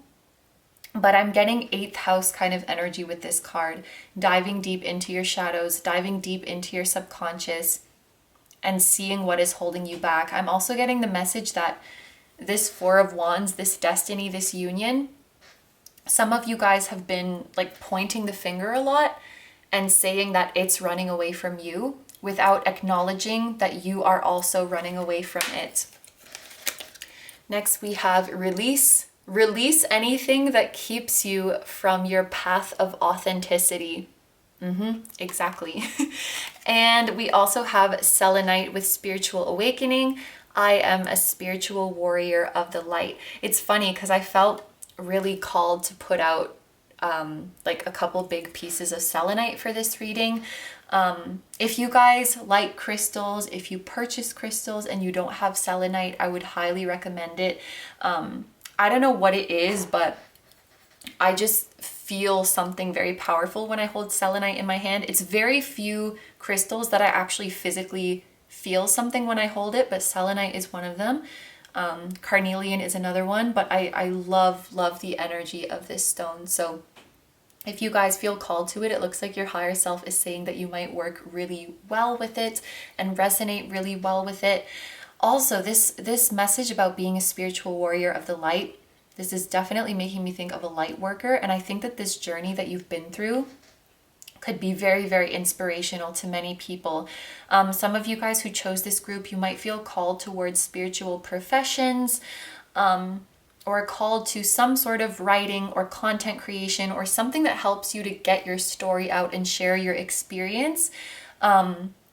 And if you're feeling that calling, I think it would be a really, really good idea to pursue it further, because I think the journey that you've been through could be incredibly moving to others, and it could help to bring light to this world, and it could help people to feel less alone. So for the next part of this reading, I'm going to take some karma cards. Maybe you guys have seen these before, but basically they're cards of different astrological placements, and each card has a portion of a sentence on it so that when you put them together, it makes a full sentence. To be honest, some of the sentences have been kind of weird and hard to interpret, but if I sit with them, I can usually figure out what they're trying to tell us. So for your planet, we have the moon. For your sign, we have Libra. And for your house, we have the 12th house. So some of you guys might have the moon in Libra or the moon in the 12th house, or maybe you guys actually have the moon in Libra in the 12th house. Or you could have the sign of Libra in the 12th house, which would make you a Scorpio ascendant. Well, I guess you could also be a Libra ascendant and have Libra, like you could have Libra placements in the 12th house. But anyway, if this is not your zodiac signs, it could be the zodiac signs or placements of somebody who is important to you. Totally doesn't have to be, but that can be an extra layer of confirmation for those who may need it. So let's take a look at the messages that we have here. The nurturing of cooperation to perfect your faith. I feel like your higher self is saying, I'm trying to help you trust. I'm trying to help bring your blessings to you, but I can't do this without you. This is like co-creating with your higher self, co-creating with the universe, and they need you just as much as you need them to bring about your dream future. Feelings caused by decisions about hidden tendencies. So I feel like, yeah, shadow work I think is really, really important for you guys, uncovering what has been hidden, making the unconscious conscious, which is a theme that I think has come up quite a bit in readings that I've been filming recently. But yeah, you guys need to get to the root of the reason why you are holding on to unhealthy attachments or holding on to your old life that is not in alignment anymore. Because what I'm seeing here is that these wounds or these shadows that are left hidden, it's like they're clouding your judgment and they're affecting the decisions that you make for your life without you realizing why. And until you address them, it's like you will continue to consciously choose things that are out of alignment for you without knowing why. We have reactions resulting from the fairness. What? See, sometimes they're really weird. Reactions resulting from the fairness shown by large institutions or overwhelming events. So maybe this is kind of on a different note, but if any of you guys have been dealing with a large institution, like maybe you have submitted an application or you're going through some kind of legal issues or legal process, then this will be dealt with fairly. And I think that things will work out in your favor. But I also think this overwhelming event could be talking about the tower moment that is coming and your higher self letting you know that this was fair, this was what needed to be done to redirect you to your blessings. On the other side, we have defend relationships, seeking oneness with all there is. So I think a lot of you guys are in some sort of divine partnership where through this journey, you have really, really become one with your spirituality or really become one with spirit. Or this person or this connection makes you feel really, really in tune with your spirituality and with your higher self. And your higher self is saying that relationships like this are worth defending. Maybe for some of you, this is the person that you're in separation with, the person that you're trying to reunite with. We have accept the beauty of philanthropy. So we had, and I'm like holding this like a pointer now. I just love touching selenite.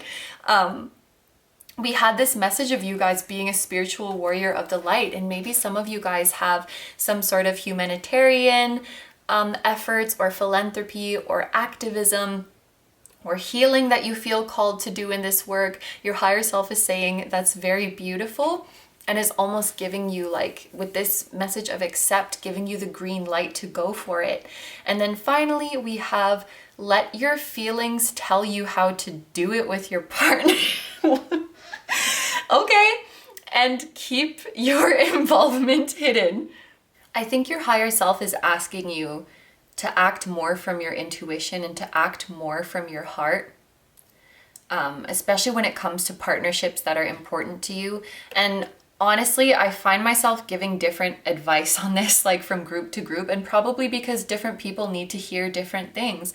Like when it comes to the balance between listening to their head and listening to their heart, I feel like maybe this group has been so much in their head that your higher self is trying to call you back to your heart and asking you to make decisions from a place of love and asking you to listen more to your heart and do what your heart wants to do, to move towards the unions that your heart really wants.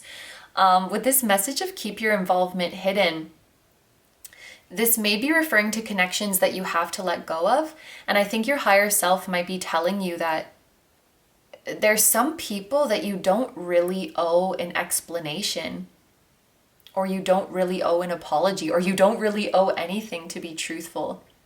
Some of you guys feel like you owe people your presence, or you owe people your compassion, or you owe people your energy, and you really don't. You're investing so much energy into partnerships that you feel obligated to, like maybe because you feel like you need to help people or you need to heal people.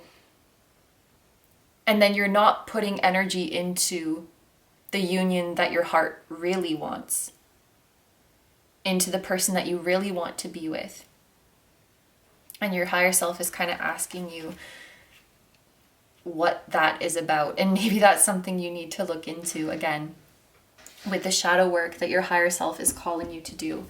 So to finish off the reading, we're just going to take a few cards from this oracle deck. We have magic. I'm hearing like believe in magic, or your higher self is working magic in your life. Things are going to change for you like magic. We have convey. You might need to convey your feelings to somebody, but I was also thinking you guys convey magic, as in you have magical powers, you have magical spiritual abilities that your higher self is asking you to share. You guys might be gifted with clairsentience, so the ability to feel other people's emotions, whether that be a specific person's emotions or just anyone that you're thinking about, anyone that you want to connect to. This deep blue and purple color makes me think of psychic abilities, and then this green color makes me think of the heart chakra, so that's where that came from, like psychic abilities in your heart, psychic abilities in your emotions. And we also have lead. I think that you guys also have very, very accurate gut feelings more often than not, but this is something that maybe if you live too much in your head, you could lose touch with. And this message of lead, I really do think that your higher self is calling you guys to take action, because again, your higher self and the universe can only do so much to bring you your blessings, but again, they can't